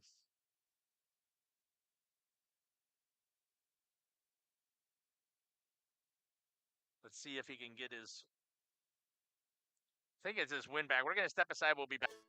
Thank you for your continued support over the past 50 years. At Verhaeg's Furniture Mart, we're honored to have been voted by you to be the best of the best mattress store in the Fond du Lac area for 2024. Our mission is to bring the best in bedding comfort, technology, and support to the Waupun area. We've partnered with top brands like Tempur-Pedic, Puffy, Scott Living, Sealy, and Nectar to offer you the ultimate sleep experience. Free delivery to Waupun and the surrounding area. See store for details. Come shop at Verhaeg's. This exciting gameplay is being brought to you by Waupun Utilities, your local electric, water, and wastewater provider. And just like the teams out there, our team works hard every single day to deliver reliable, affordable service to more than 4,400 customers. As your community-owned utility, every single dollar we earn goes back into making Waupun stronger. Waupun Utilities, powering our community with teamwork, pride, and of course, hometown commitment. Welcome back here to the Waupun Ice Arena. So number 17, Cade Burdick, was able to get back up, shaking his shoulder just a little bit. Coach Hubertus was asking, why is that not a penalty? And they're also asking, Coach Tank wants the faceoff down here, but the whistle didn't get blown until the puck was down in this zone. So again, that is the right call by the officials to have the faceoff down in Sheboygan's offensive zone. 5:48 left here in the second period. McAndrews shoots through some traffic. Doesn't even get to Nagel. Again, chipping it out. Well, you said before, Cameron, that this was going to be very physical. After that hit, you want to bet that the physicality is even going to pick up even more? Going to get kicked up a notch if I had to bet. Picked up there by Chase Beam. Walks into the house. Easton Bauer. Dangerous grab of the glove there because the glove is behind the body. And if that ricochets off, that's going in the back of the net. But he did make the save. You would want him to make sure that he's got that glove out in front of the body. So if it does happen to pop up in the air or takes a little bit of a bobble in the glove, you can at least swing your glove forward and throw it out. 5:22 in the second period. Picked up here by Sheboygan. A good hold there by Chase Beam. At the blue line. Waupun with a little bit of pressure here. Bauer gets on it, gets the whistle. Says he doesn't like what's taking place in his zone. That's a smart play by Easton Bauer. 1-0 here still for Sheboygan. 5 minutes remains here in the second period.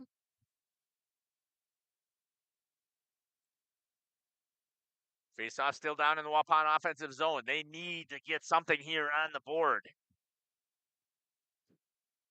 Cross-ice pass again. Boy, I hate those.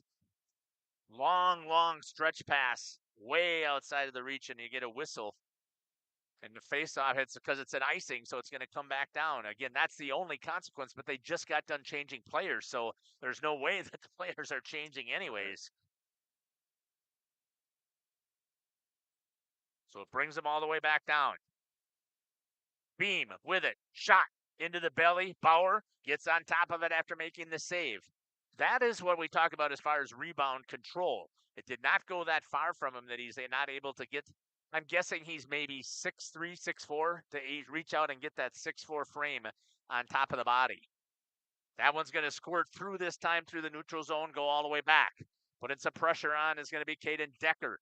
Back off of the stick, that's going to go back down to the goal line, and Waupun again has some offensive pressure. Sheboygan trying to clear it out. Cross-ice pass once again outside of the reach of the Red Raiders. Oh, they had a chance in the slot there. A huge mistake by the Warriors. They didn't have to pay the price. Chipped into the neutral zone. Hustling after it. Number 27, Ethan Wilkie. Puck squirts back into the defensive zone of Sheboygan. Camden Flagner looks. Breakout by Sheboygan. Hard hit there by Pribino. Up against the boards. Cohen Sandali had it there for a second for Sheboygan. Stepping up, shot towards the net. Ricochet. Puck is loose, and it's going to be a goal, even though the net was knocked off. And it came ricocheting out, and a goal scored by Burdick at 3:28. Even strength goal for Sheboygan. And again, I did not see who got the assist. I'm not very good at following that as I put my head down to see who made the shot, and I didn't see the assist. I'm just doing my best to keep up with the puck. This is so much faster than everything else that we covered. Yep.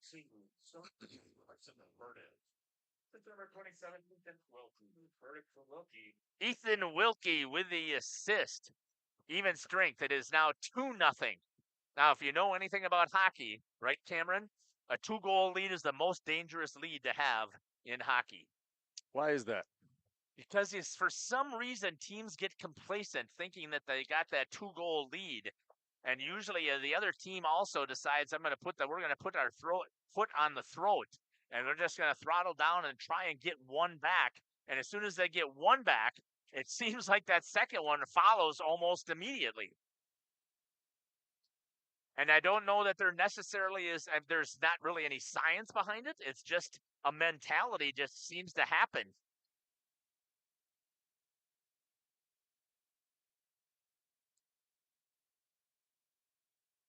I think coach is right over there from Sheboygan that shouldn't have been a whistle because the puck was dumped back in by Waupun. Even though Sheboygan did not get back on side. Camden Flagner won it forward, tried to get there first, could not. Comes back into the neutral zone. Sheboygan with possession. Could try to pass that into the house there. Trying to get it out into the neutral zone. 2 minutes and 40 seconds. That's been the same time that we're going to be checking into the YouTube chat as well. So now's your time to let us know where you're watching from, who you're cheering for, who's your favorite players. If anybody else has a philosophy on why they think the 2-goal lead is the most dangerous, please let us know. But Justin and I have that conversation a lot. Caleb and I have that conversation a lot. The goalie with the lead always just seems to relax just a little bit more, and I talked about that a lot with Caleb, and he just says it just happens.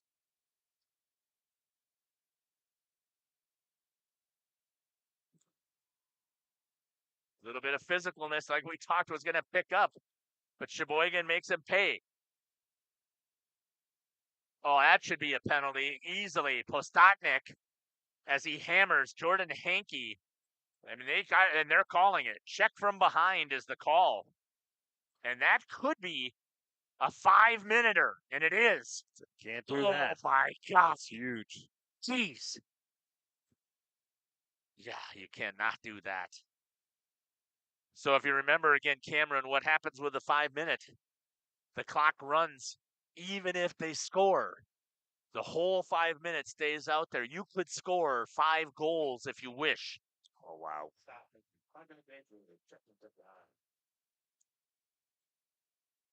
Yes, that is a killer. Plus, now you got to sit here on the penalty kill. You hope for a shorthanded opportunity here, but Waupun special teams have not been that strong. Good work there. Good save there by Benton Nagel. Didn't panic. Stays large. Rebound into the corner. Sheboygan trying to get something to work. Gets it over here to number 39, Carson Thomas. Thomas brings it all the way up to the top. Shot from the house. Easy glove save for Benton Nagel as he comes out to the top of the crease. Very nonchalant on that glove save. If you can see it, you usually will see the confidence of the goalies when they can see it. Again, even on that one that he had where he stood tall, he didn't flash the arms or move the pads. He saw it the whole way. Sandali looks, shot, again, blocker save. Ricochet came back out. You can see the little bit of a panic move there that he had. Those are the ones you know that he couldn't see. Didn't know where the rebound went. Sandali calling for it. He's going to try the one-timer. Nope, they slow it back down. And 1 minute remaining. Good tip opportunity there from Hankey.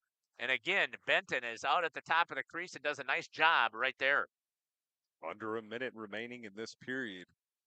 Still 4 minutes left on the power play. That brief lapse in judgment for the Warriors. Hopefully it doesn't come back to make things worse here. Coming back with it, Chase Beam. He's going to try and walk it in and see if he can get a shorty. If there's somebody that can rip one and get it, it would be him. But Easton Bauer saw it the whole way again from the blue line. Picked up here for Sheboygan. 40 seconds left. Gets it into the zone. That last time they had good setup on their power play. Once again, they have it. Into the shin pads, and that is a huge mistake there by Kanto. Good to see. Did we see Burdick back out here yet? I don't think we have we? Not number 17, Cade Burdick. Carson, either brother or cousin, I'm assuming brother, got the goal, but I have not seen number 17 back out on the ice yet. Trying to chip it out was Jacob Kerner. He does. 1 second remains. Shot on towards the net. Benton has it go off of the glove. And that's going to do it for the end of the second period. But there still is 3 minutes and 12 seconds on the power play.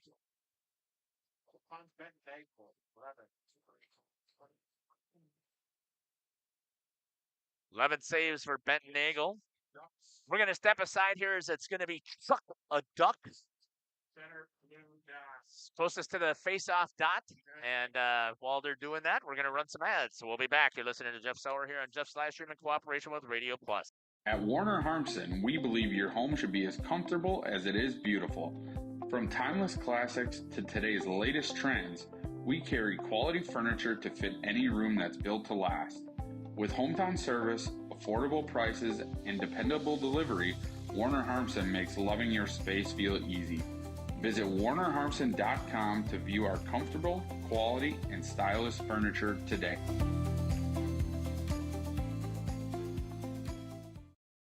Looking for a reliable roofing contractor?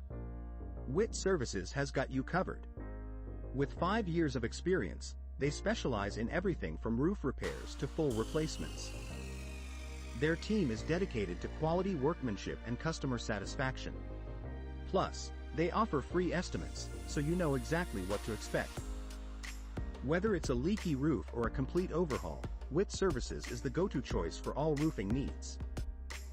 Don't wait. Reach out today. Joint or spine pain holding you back from the activities you love?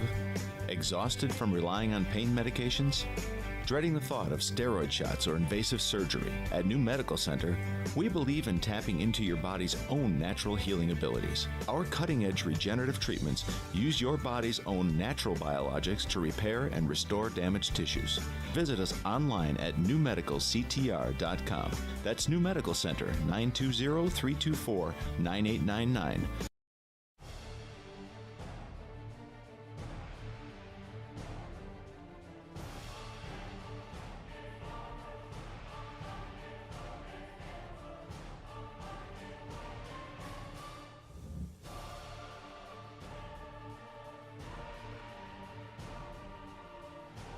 Bright, whatever it takes. Trust AirTech Heating with all your home comfort needs. AirTech Heating, doing whatever it takes. Life's better with an auto policy from American Family Insurance, no matter what dreams you're driving towards. That's because you'll feel totally protected with the right auto coverage. Plus, you'll save up to 23% when you bundle auto and home with our expert agents. American Family Insurance. Products not available in every state. Visit amfam.com to learn how discounts may apply to you. American Family Mutual Insurance Company, SI, and its operating company, 6000 American Parkway, Madison, Wisconsin. Contact me, Agent Christine File, at 11 South Watertown Street in Waupun, or call 920-324-3488 today. For over 120 years, Bristol Morgan Bank has served central Wisconsin communities. We're still here, not just as your financial partner, but as a community partner. Communities change over time. They grow, your business grows, your family priorities change. This is why, over the years, we've adapted to the needs of our customers, offering digital tools for convenience, scheduling in-person appointments where and when it works for you, designing products to impact your financial future, because that's what community banks do. This game is powered by C. Broxma Electric of Waupun. C. Broxma Electric has serviced the electrical needs for Waupun and the surrounding area for over 18 years. From small residential jobs to agricultural, industrial, and commercial jobs, they do it all. For quality work and prompt, courteous service, contact your State of Wisconsin licensed electrical contractor in our area. C. Broxma Electric at 920-319-1614 or check them out online at cbelectric.net. Coal Oil and Propane is committed to establishing and upholding lasting relationships with our respected customers. We pledge to provide exceptional and reliable service, exceeding your expectations, and are dedicated to continuous improvement, embracing and driving change to better serve you. Whether you need service for residential, commercial, or agricultural, Coal Oil and Propane has you covered. Our goals are simple: great products, competitive pricing, and reliable service. Contact Coal Oil and Propane for all your fuel and lubricant needs. Trust Coal Oil and Propane. Say cheese. If you cringe when it's time to smile, come to Dentistry of Wisconsin in Beaver Dam and Waupun to make your grin big, bright, and beautiful. They can help with impactful solutions like implants, bridges, orthodontics like Sure Smile clear aligners. And if you're looking for simple smile enhancers, they offer tooth whitening and veneers. Give Dentistry of Wisconsin a call in Beaver Dam at 887-2112 or their Waupun office at 324-3881. You can also visit them online at dentistryofwisconsin.com. Welcome back here to the Waupun Ice Arena. You just saw a little bit of chuck a duck. The plastic ducks, they don't fly as well as the pucks. But you saw a whole container out there, and that's one of the things that's nice about Youth Night. And again, all the money that's raised here goes back to the Youth Association. So it's fantastic to see the support that we have. Let me give an update here, and then I'm going to also go in and check out that chat. So you got about a minute here while I give the update as we get back into checking into that YouTube chat. At the first scoring took place by Sheboygan at 11:19 on the clock. So for you purists out there that have to have it, 5:41 elapsed time. Even strength goal scored by number 27, Ethan Wilkie. Assist goes to number 16, Kohan Sandali. Second goal was scored at 3:28 on the clock, or again, 13:32. Goal scored by number 3, Carson Burdick, with the assist to number 27, Ethan Wilkie. So 2 points here for Wilkie, an even strength goal. Waupun, 4 penalties in that period, including a 5-minute check from behind. At 14:13, cross check by number 20, Jacob Kerner. Number 19, and for Waupun, and number 55, Jordan Henke, both took a coincidental at 12:26 in that period. One was for roughing. Henke got called for the rough, and Jay Singsheim called for the slash. At 9:34, number 7, Colton Postotnik, called for a high stick. And then at 1:48 on the clock, number 7, Colton Postotnik, called for a check from behind, and it was a check from behind. That's an automatic 5-minuter. And there's still 3 minutes and 12 seconds remaining on that penalty. Let's check and see what we've got going on here. Jason, once again, letting us know. Let's go Warriors. Appreciate the great service. You're welcome. Really do appreciate that. Now, come on. You heard us before. There are, I can see, 38 computers that are logged in here. There should be a heck of a lot more comments put in there. I know it's hard to do it when you're on your phone, so if you can find a computer or some way to do it through YouTube, get in there, let us know where you're watching from, who you're cheering for, and who's your favorite player. I cannot believe we have no Sheboygan fans who are putting into the chat great goal or good job or great work for the Red Raiders. And for the Warriors, again, I'm leaving the door open for you guys, asking for some input. Tell me what you think about the offense, what they need to do, what you're seeing out there. What about their power play opportunities? Again, even Sheboygan has power play opportunities taking place here, and they still are only executing at a 13% rate, haven't been able to find the back of the net. Let us know your thoughts. We'd love to talk about it with you through that YouTube chat. You're listening to Jeff Sauer here with the Dr. Cameron Hatcher. We'll be back after about 4 minutes of ads from our sponsors. We'll be back. Every time we make you feel at home and auto sales. Every time we make you feel at home and auto sales. Home and Auto Sales is a proud sponsor of high school sports. Katie's Log Cabin is a great place to stop for lunch or dinner, grab one of the daily specials, or check out the full menu.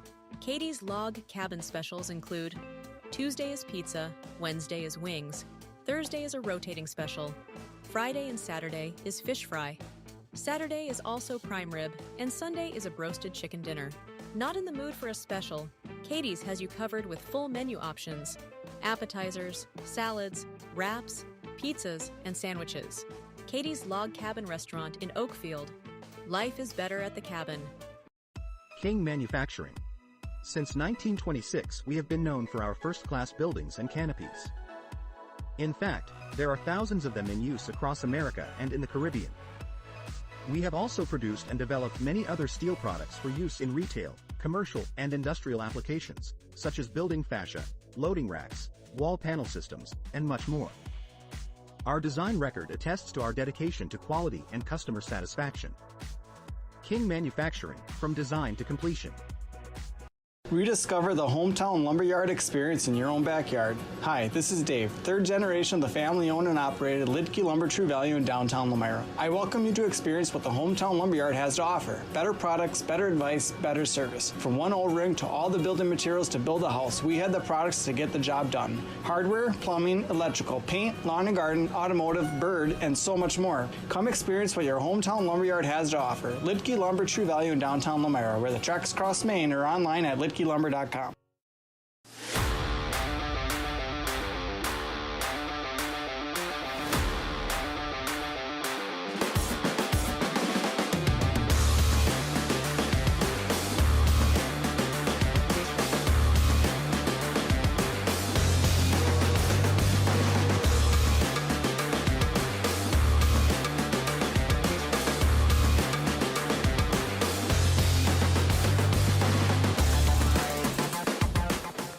Happy fall, y'all. Hi, this is Jackie with All Phase Heating, Cooling, and Geothermal, serving Dodge, Fond du Lac, Marquette, and Green Lake counties. Fall is a time for a whole home duct and dryer vent clean. We'll take care of what can't be seen.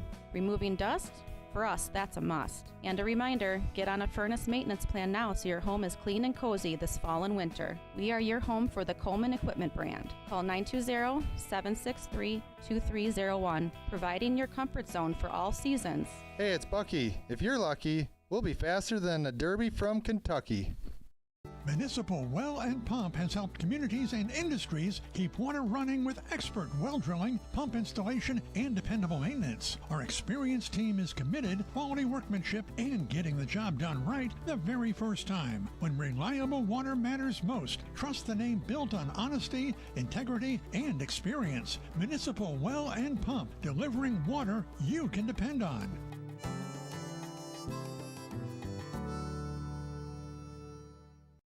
For nearly 50 years, Pinot Buildings has created the highest quality post-frame buildings. Headquartered in Rosendale, Wisconsin, we proudly serve the Badger State and Illinois. We deliver unparalleled craftsmanship and quality with all the warmth and care you'd expect from a small-town family business. Whether you're planning a large commercial or agricultural project, a barn-dominium, or a smaller personal shop or structure, Pinot Buildings are built for you and designed to last. Connect with us to get started. That's where I'd be like, you. Welcome back here to the Waupun Ice Arena. That's on me. You're right, but that's where I would say that. Yeah, please give me a helping hand here. Absolutely. We're reaching out and we can ask for that. Hey, we got 1 minute and 50 seconds left here in the second intermission. 2-0. Again, the 2-goal lead is the most dangerous lead to have and hold in hockey. Tell us why you think that might be the case. Let us know that in the YouTube chat. I'd love to hear your thoughts on that. And yeah. So once again, Cameron, I'm putting you on the spot. Let's switch it up this time. You are Coach Nick Tank for the Waupun Warriors. What are you telling the boys in the locker room? It's 2-0. It's the most dangerous lead in hockey. There you go. Let's go get one. Let's get it quick. Second one's going to come fast. We've got some good looks. Keep pressing. And for the love of God, stop shooting from behind the blue line. That was the things I would say. The other thing I would be telling them is, listen, we know it's going to be physical, but stop taking dumb penalties. And they need to. I feel like Waupun has shown that they are the more physical team. Use it. Yeah. Use it appropriately. And it's not necessarily, I mean, they really don't have to try and knock. When you're trying to be physical, you're trying to knock the other team off of the ice. You're trying to get them to be afraid of you coming in. And Sheboygan's not going to do that. You play these kids all the time, so they just are not going to do that. So it doesn't make sense. If you're going to take a shot, knock somebody off the puck, do something with it. Right. It's not good enough just to get the oohs and ahs from the students. Right. And that's what everybody is cheering for. But if you're Coach Hubertus, what are you asking about your players from Sheboygan? Possess the puck. Got to control it. I mean, they've done a great job of that so far. Excellent job passing, excellent job skating, but they've got to keep it up. They cannot relax a little bit. I'm starting to lean with you on that 2-0 lead is the most dangerous, and it makes sense. 2-goal lead, because when that first one comes in, now you're in a little bit of a panic. Oh man, they're 1 goal away, and as the team that's 1 goal away, you've picked up that intensity that much more. Right, exactly. That's exactly what I believe happens as well. The other thing I'm telling them, you got 3 minutes and 12 seconds of a power play. Let's see if we can get one. Be patient. It doesn't matter when we get it. Let's use that whole 3 minutes, get it in the zone, force Waupun to have the penalty kill for 3 minutes, and find one in the back of the net, because it's a 5-minute-er. You can put as many as you want in there, but don't push, don't rush. You got time to set it up. Let's see what happens here in the third period. Let's see if anybody else had any thoughts here real quick before we check into that YouTube. Mary Durant retracted her message. You didn't have to do that, Mary. I respect any of your opinions. You can even tell me that it was a dumb comment. I'm okay with that. And especially if it came from me, I will take all criticism. Well, Mary was on the board, and her Ken was also on the board at the time, and both of them helped me try and figure out how to navigate some things, and I made as mistakes as almost every young executive member does on the Waupun Youth Hockey Association. But I appreciated everything that they did, plus involvement in baseball as well. Here we go, 2 minutes and 15 seconds. Skating with it, coming right through the slot, walking their way in, that bouncing puck. Good job there again by Benton Nagel not to panic.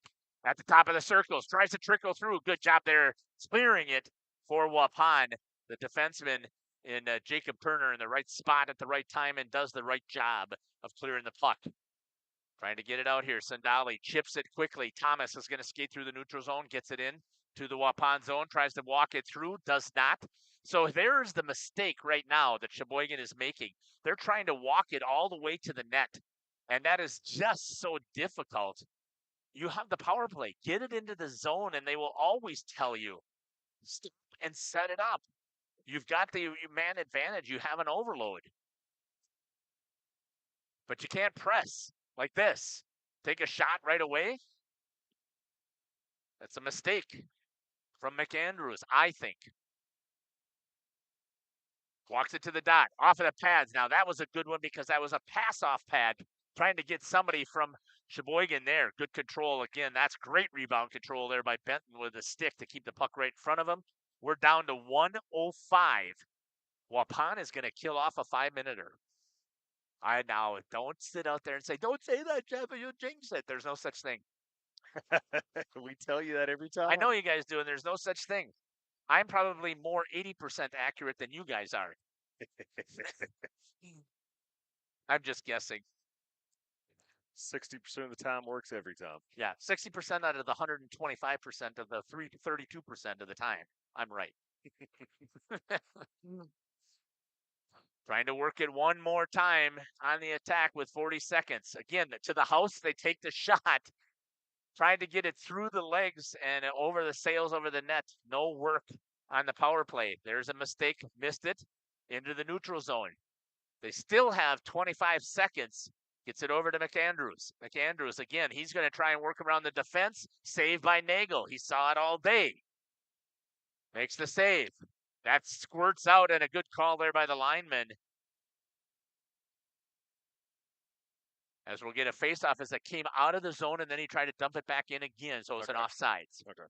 It just squirted out, and his had players down there, so then he tried to take it back into the zone, which makes it the offsides. Trying to see yet, I have not seen Cade Burdick back on the ice yet. I'm hoping we get a chance to see him, because one of the things I cannot stand is an injury. And I'm trying to look and see if I Vaughn is see going him to successfully kill off a with 5-minute. second left here, kill off a 5-minute-er. See, I didn't jinx it. And a penalty is going to be called here on Sheboygan. See what the call is. A hook on number 37. So just after they had the chance. And their penalty kill is not very good. At 13:49, let's see if Waupun could take advantage of it here with a power play for a minute 55. Shoots it up the ice. Zickert gives it over to Postotnik, who should be well rested coming out of the penalty box. Good work there on the penalty kill to clear it. It can't be icing, Benton. You know better. Power play. And I understand it's easy to lose your place like that, but that's one of the things your goalie is the quarterback and has to really make sure that they're constantly in it. And one of the things that I even talked with Coach Tankoff, I've not put it on air, but I think I have said this before. Benton needs to have the work on his communication skills with his defensemen. Good rub there by Hankey, knocking the stick out of Camden Flagner's hands. Here's a chance here. Chase Beam takes it, knocks it off of one of number 39, Carson Thomas. Beam walks it in, tries to get around the defense. Shot into Bauer. Again, an easy shot. Nobody there to pick up the rebound and a save. 53 seconds. I know what they're hoping for. They're hoping that the goalie makes a mistake. The puck is going to ramp up. Somebody's going to come over there and get the bad rebound. Grandfather used to always tell me I could wish in one hand and crap in the other and see which one fills up first. Yes. I was going to say there has to be a saying out there about being hopeful, right? But I'll take that one about the wish. Wishing and hoping. And now we got a penalty, or we just have an injured player? I don't see a hand up. So it looks like on the ice. I did not see what happened because I was watching the puck. Yeah. That's going to be Caden Decker, who is on the ice. Somehow got a stick of one of the Warriors underneath the arm. Looked like that was Colton Postotnik's stick. Caden's able to get up and skate to the bench. 47 seconds left here on the power play for the Red Raiders. Or sorry, the power play is for the Warriors. Jacob Hopp with it. Gets it over to the red dot. Hunter Fromholtz with it. They're going to try and wrap it. That better not. That shouldn't go in 98% of the time on a high school goalie. 37 seconds. And another penalty is going to be called. And it's going to be interference is going to be called. This time it's going to go on number 16. Boy, it seems like Sheboygan wants to give this thing away. 12:26. Interference is the call. On number 16, Colin Sandali. 5-on-3 for 30 seconds. Beam with it. Going to try and walk down. Into the shin pads as that shot from Jacob Turner. It's going to be rimmed around there by McAndrews, held in by Flagner. He tries to get to the slot area. That's a huge mistake there by Sheboygan, but they're able to get away with it. So typically what you're doing here, Cameron, is you're working a triangle. You have one up at the top and two down low to try and protect getting those shots, and anything that is saved, you try and clear with your two defensemen. That mistake that they made right there is he went and chased, and that left one on the puck, chasing the puck, and then one up high and then one down low, and they almost got themselves in a line. Beam, shot, blocker save. 3 seconds remains here on the 5-on-3, and it's killed. It's now 5-on-4. Coming onto the box, going back the other way is Thomas. Shorthanded opportunity. Good job there on the kill. Attack there by Jacob Turner. Waupun getting into the zone. Hunter Fromholtz. Forecheck pressure coming in here from Sheboygan, trying to get it out and clear. It is not. Still held in. This time it's going to be cleared all the way down. Benton stops it. Gives it over to Brock Reeder. Pressure coming from Sheboygan. That 1-1-2 is what they like to use. Picked up there this time by Hankey. Takes and walks into the inside. Couple of sticks in there to stop the attack. And turning back the other way is Postotnik. through the neutral zone. Gets into the offensive zone for the Warriors. Tries to turn the corner, trying to get into the slot. Nothing there. Parker Zickert picks it up for the Warriors. Tries to shoot it there. Turn around and a shot. And it was the rebound was there for Postotnik. He couldn't get it after Derek Criminal pulled the trigger down low. 13 seconds remains on the power play. And the snake-bitten Waupun Warrior power play, again, is going to be turned away and denied. Both teams are at full strength. 10-20. Neither team capitalizing on the power plays. That's going to hop up into the netting. We'll get a whistle. We'll have a face-off coming back here to the blocker side of Easton Bauer.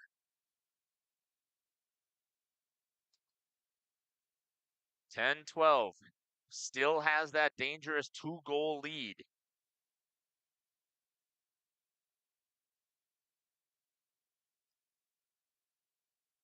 Chipped in there.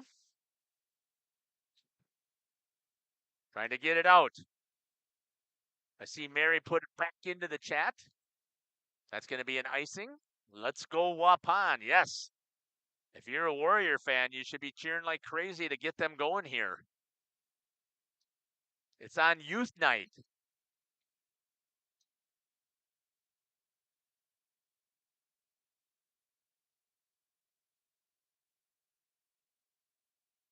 Down into the corner, trying to get it out was Sheboygan, held in there by the Warriors. Chop that one up. That's dangerous.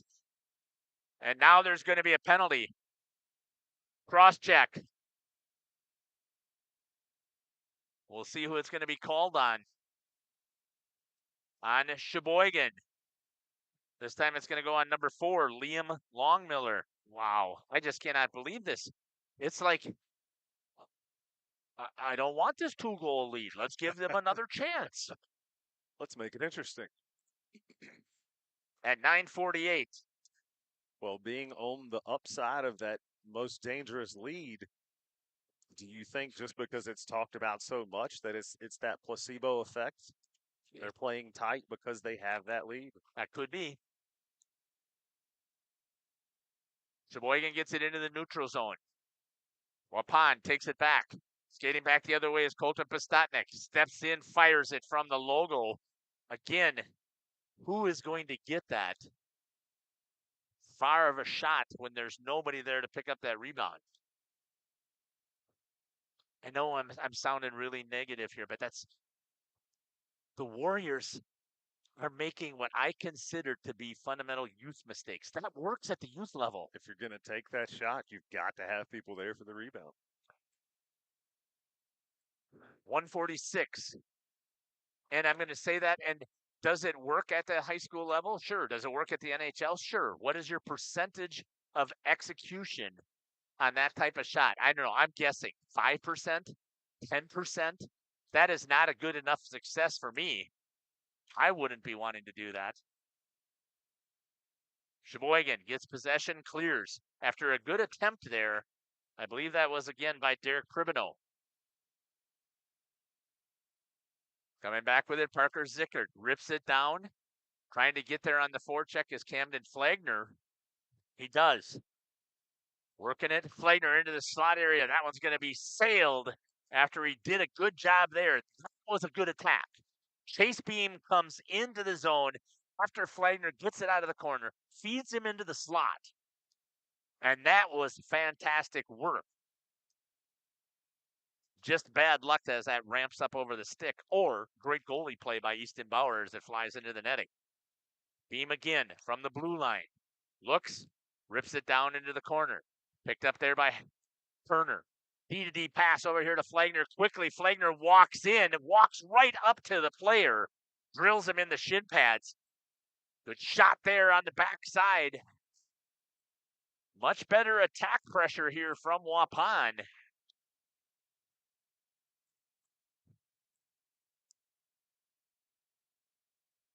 Down into the corner, past the halfway mark here in the third period. Flagner walks to the dot on the backside. They had it, could not execute. Gets the pass here, shorthanded opportunity. Beam tries to catch up. does not, but it sails that wide. It's Thomas flying into the board. Sheboygan's got to get a player back on side. They do. Coming back with it, Fromholz. And both teams are at full strength. Penalty killed. Waupun had 1, 2, 3, 4, 5 power plays. 0 for 5. 0 for 4 with a 5-minuter for Sheboygan. Full strength. Oh, they had that in the slot. Good backhand opportunity there. Missed the entire net. Back again into the slot. Picked up there by number 25, Kanto. Taken away there by Colton Pistotnik. I believe that's who that is. Down low as the center. Comes back into the neutral zone. Anhalt, D-to-D pass. Swings it over. I think that's Kanto over on the other side. Tries to drop it in. Getting it over to Thomas. Could not. Banged off of the boards. Cleared into the neutral zone. Jay Singsheim gets it over to Pistotnik. Backhands it down into the corner. Trying to get in there on the forecheck is Jacob Hopp. Chase Beam with it. Tries to skate through the neutral zone. A great play there by Carson Thomas to stop the attack by Beam. Got it over to Wilkie outside of his reach. 6 minutes and 25 seconds remains here in this third period. Waupun needs to get one goal back here. Try and work themselves into another tie situation and go for the overtime. Ben Nagel gets on it, moves it over to Chase Beam. Beam with it, looks to move it out. Up against the boards. That's going to go down as an icing. Allows both of the teams to change if they wish.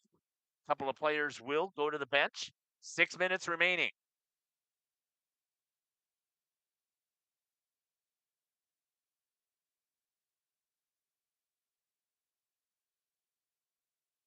This is one of those games Sheboygan needs this victory more so than Waupun does, but Waupun definitely doesn't want another loss because this is a Division I team in Sheboygan, and Sheboygan, again, you heard me talk about it maybe in the pregame here. Easton Bauer is getting the start because they have a brutal schedule as well, playing 3 games this week. Hustling after it is Zingsheim. Oh, taken down. No penalty. Boy, that's got to be a hold on Zingsheim. And I thought that was on McAndrews. And that's going to go as an icing. They didn't call it. That's okay. But they wanted to give Will Hollingsworth a breather because they play Fond du Lac on Saturday. And he had faith in Easton Bauer. But Fond du Lac beat Waupun, so if Sheboygan loses to Waupun, it would throw out pretty much, and not really the head-to-head. Zingsheim buries it into the belly of Easton Bauer. So the team with the bigger heart, the desire tonight, needing the victory. There's the Red Raiders, and right now they're playing like it, trying to walk in again. Closing up. Again, you got to be careful. Derek Pribino stepping up.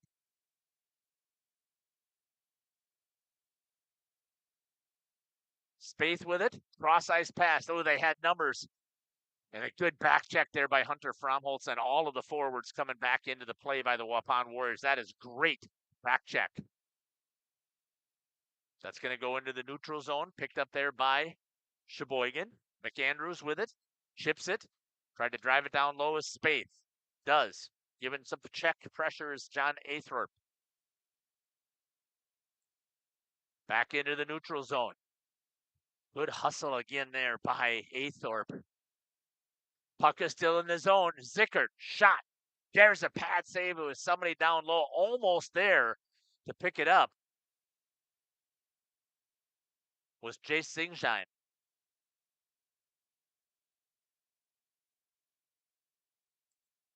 Back on the attack are the Red Raiders. Knocked down there by Benton. Trying to clear it out into the neutral zone. On to Colton Postotnik. Turns the corner. Slams on the brake. Nobody there to help him. Good tie-up. I shouldn't say that. In position was Jace Singsheim, but it was a better defensive play there by Anhalt to tie him up so he couldn't pull the trigger. Almost got the ricochet off of the skate. Bad pass into the slot area. Shot blocker save as Jacob Hop rips one. Stepping up again. Holding. Hunter Fromholtz. Good turnover right there by Jacob Hop to be up against the board to pick up that bounce pass off of the boards. Pinned with the skates. 3 minutes and 20 seconds. Trying to rip that one is Brock Reeder. Again, a one-timer from the top of the circle. Pad save. Held in. Good job there by Derek Primino to hold. Let's get into the neutral zone. Thomas, they've got a 2-on-1 if they hustle. Looks, tried to make the pass and a great defensive play there. I believe that was Brock Reeder with the active stick. Again, Sheboygan has the speed. That's a nice play there by number 10, Carter Regan. Picked up there by Sheboygan. Down to 2:40 and counting. Into the corner. Picked off there by Sheboygan. They rip it back into the corner. Going in on the forecheck pressure is number 27, Ethan Wilkie. Waupun trying to get it out. Derek Tribino swings it over to. He's trying to get it to his D partner in Brock Reeder. Instead, it goes to Zickert. Zickert tried to clear it and hit it right into one of the Sheboygan players. Coming in on the attack in the slot. Good save. Benton Nagel way out of the paint where he should be to cut down that angle. Great job there by Benton. 2:10 and counting. 2-0 for the Red Raiders. Timeout's going to be called here by Waupun. We're going to step aside and take it with them. We'll be back. Tired of pushy sales tactics? Welcome to Schaefer Auto, where they make buying a vehicle simple, safe, and satisfying. You'll find a sweet selection of pre-owned vehicles for every budget. Each is inspected and backed by a warranty option of your choice. Financing isn't a problem. Get approved online and drive home with confidence. Schaefer Auto has the right ride for you. Visit the lot at 404 Shaler Drive in Waupun and online at schaefer-auto.com. Schaefer Auto, no gimmicks, no pressure, no worries. If you're looking for someone to take care of your tree needs, call Eli at Torres Tree Service of Waupun. Eli and his team can remove trees big or small, even those hard-to-get trees. They do tree trimming and stump grinding, and the job's not done until they put topsoil and seed where the tree was removed, clean up the debris, and haul it away. Join the many satisfied customers by calling Torres Tree Service in Waupun at 920-334-5887. That's 920-344-5887 for Torres Tree Service of Waupun. Thank you for your continued support over the past 50 years. At Verhaeg's Furniture, we're honored to be voted by you to be one of the best mattress stores in the Fond du Lac area for 2024. Our mission is to bring the finest in style, comfort, and quality to the Waupun area. We've teamed up with amazing brands like Ashley, Lazy Boy, Bestcraft, Marshfield, Best Home Furnishings, Mega Motion to offer you the best selection around. Free delivery to Waupun and the surrounding area. See store for details. Make your home a place you truly love with Verhaeg's Furniture. Welcome back here to the Waupun Ice Arena. They're now giving them an extended timeout here because it's only supposed to be a minute. We ran 3 ads at 30 seconds apiece. Okay. But anyways, Waupun has got to figure out something here in this 2 minutes and 10 seconds. They've got to figure out a way to get one in the back of the net to get this thing back to 1 goal. Let me double check into the YouTube chat and see what you guys have to say. Not much. I've said plenty. And I've said too much. Colton Postotnik for Waupun wins it. Trying to get it cleared. Changes it right over to one of the Red Raiders. And now Waupun gets possession. Trying to break it out. Gets it over to Jace Singsheim. Good defensive play there again by Sandali to stop his attack. Zickert down by the King Manufacturing has it taken off of his stick. Held, nope, comes back into the neutral zone, rips it down, and that's just a simple turnover. As the defense goes to change. Coming in, good hustle play there by Fromholtz, picks out, goes over to Hop. He shoots wide. Trying to hold. Good step in there. Nagel was going to go to the bench, but makes the good decision to get back into his net as it's picked up there by Waupun. Oh, that ricochets off, or picked up there by Sheboygan, fires off of the post.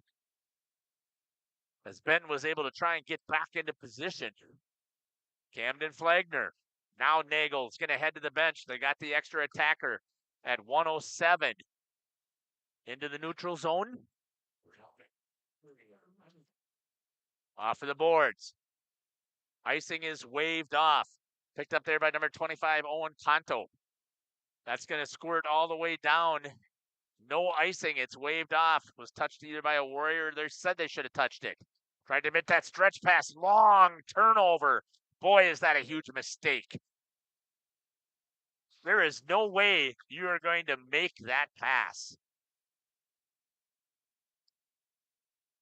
Colton Postotnik now with it. Gets pinned up against the boards by Thomas. Squirts into the neutral zone. Chase Beam, look. Long stretch pass to the other side. Can't be controlled by Zickert. Fired back in by Sheboygan. 15 seconds. Now some of these passes are pretty decent passes, but Waupun is not doing a good job of controlling them.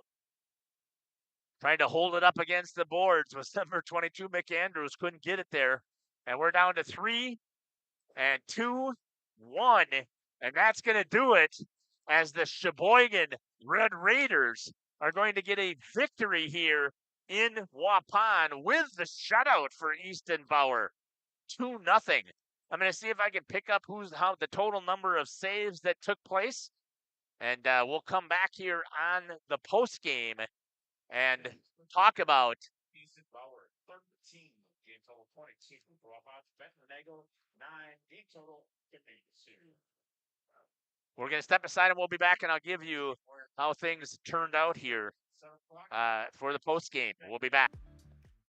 This exciting gameplay is being brought to you by Waupun Utilities, your local electric, water, and wastewater provider. And just like the teams out there, our team works hard every single day to deliver reliable, affordable service to more than 4,400 customers. As your community-owned utility, every single dollar we earn goes back into making Waupun stronger. Waupun Utilities, powering our community with teamwork, pride, and of course, hometown commitment. At Warner Harmson Furniture, Flooring, Kitchen, and Bath, we know that your home is more than just four walls. From kitchen and bath remodels to full home renovations and new construction, we have the team for you. Warner Harmson brings expert design and craftsmanship to every project. Dependable, detail-driven, and dedicated to you, we turn your vision into a home. Warner Harmson, we do it all. Visit warnerharmson.com and book your free consultation today. Looking for a reliable... Welcome back here to the post-game show. I love seeing the show that some of these guys put in here with a prayer out there. We do the same thing here, so stick with us as we get towards the end. I want to double check and see what I got in that YouTube chat here quickly. Nothing. I thought there might be a congratulations, at least from a Sheboygan fan. Let's give a recap here on the post-game show. Penalties. 5 of them called on, or 6 of them, I get, but one was a coincidental. So 6 penalties for Sheboygan. Number 39, Carson Thomas for a cross check. Number 10, Carter Regan for a hook. Number 55, Jordan Henke is called for a rough. Number 37, John Athorpe is called for a hook. Now these last 3 that I'm talking about here, a hook by Athorpe. Number 16, Cohen Sandali takes an interference, and number 4, Liam Longmiller. They took from 13:40 to 9:48. They took those 3 penalties, and they gave the opportunity for Waupun, who unfortunately their power play is so. The nice word I can think of is pathetic. I mean, you're sitting at 6%, and it's going to go down because you were 0 for 6 tonight, or 0 for 5 tonight. 2 goals scored by Sheboygan at 11:19 in the second period. Number 27, Ethan Wilkie, with the assist going to number 16, Koan Sandali, an even strength goal. And then at 3:28, again, these are on the clock. Number 3, Carson Burdick, with the assist to number 27, Ethan Wilkie. Waupun takes 4 penalties. Again, they kill off all 4 of them, including a 5-minute check from behind by Colton Postotnik at the end of the towards the end of the second period. First penalty was Chase Beam with an interference in the first period. Number 20, Jacob Kerner called for a cross check, coincidental for Jace Singsheim along with Jordan Henke. He got called for the slash. Colton Postotnik at 9:34 with a high stick, and then Colton Postotnik with a check from behind at 1:48 in the second. Saves in that period for Easton Bauer, so much better on the attack for Waupun with all of the power play opportunities. 13 for 13, he gets the shutout. 22 saves total for Benton Nagel in that period. 9 saves, 32 for 34. Again, for Benton Nagel, it's a lot of shots for your goalie to be seeing, and that's kind of what I said. At 12, 12, 12, that would put him at 36. He saw 34 shots. That's, I mean, you know, you never, it's never good to have a loss in a tight game, a 2-0 game like that. But hats off to Nagel to see that amount of shots on net. That's a very good save percentage for him. Absolutely. Again, a fantastic effort by Benton Nagel, and I see that every single time we've seen him come out here and battle. Let's take a look at what we've got here coming up here on Jeff's live stream. In cooperation with Radio Plus. Tomorrow, we've got a basketball game at Lamira. On Saturday, we've got the Fond du Lac Cardinals taking on Sheboygan. And we have St. Mary Springs taking on, I want to say De Pere. I can't quite read my thing that I got posted there. Then starting next Monday, we've got 3 basketball games that we will be covering. So those are the next 3 dates that we have here on Jeff's live stream in cooperation with Radio Plus. The final thing that we do here on Jeff's live stream here is we always end with a prayer. So we'd love to have you join us if you like. Heavenly Father, we want to give you again all the thanks and praise and all the glory for the opportunity that we had here to see these fantastic creatures that you created use their athletic abilities and showcase their talents and represent their schools well. We also know, Lord, that they represented you well here on today at the Waupun Ice Arena. Lord, we know that there's going to be several bumps and bruises, and we pray for healing. I specifically want to pray for Cade Burdick as he took that hard shot and did not return back to the game that I saw. So, Heavenly Father, we pray that you will be with him as he tries to heal, and again, be with all of these athletes. Lord, we also want to pray that you will be with all of the fans and the athletes as they try and travel home, and then we pray that they'll make it safely under your guiding hand. And finally, Lord, we ask that those who do not know your Son as their Savior, we ask that you'll open up their hearts and that they will be able to find your Son. And hopefully that this broadcast was able to help bring a little bit of attention to that. We ask all these things in your Son's name. Amen. Thanks again for joining us here on the broadcast here on Jeff's live stream. Take care. God bless. And we can't wait to see you at a rink or a basketball court near us. Back on the air Friday, Saturday, and Monday. Take care.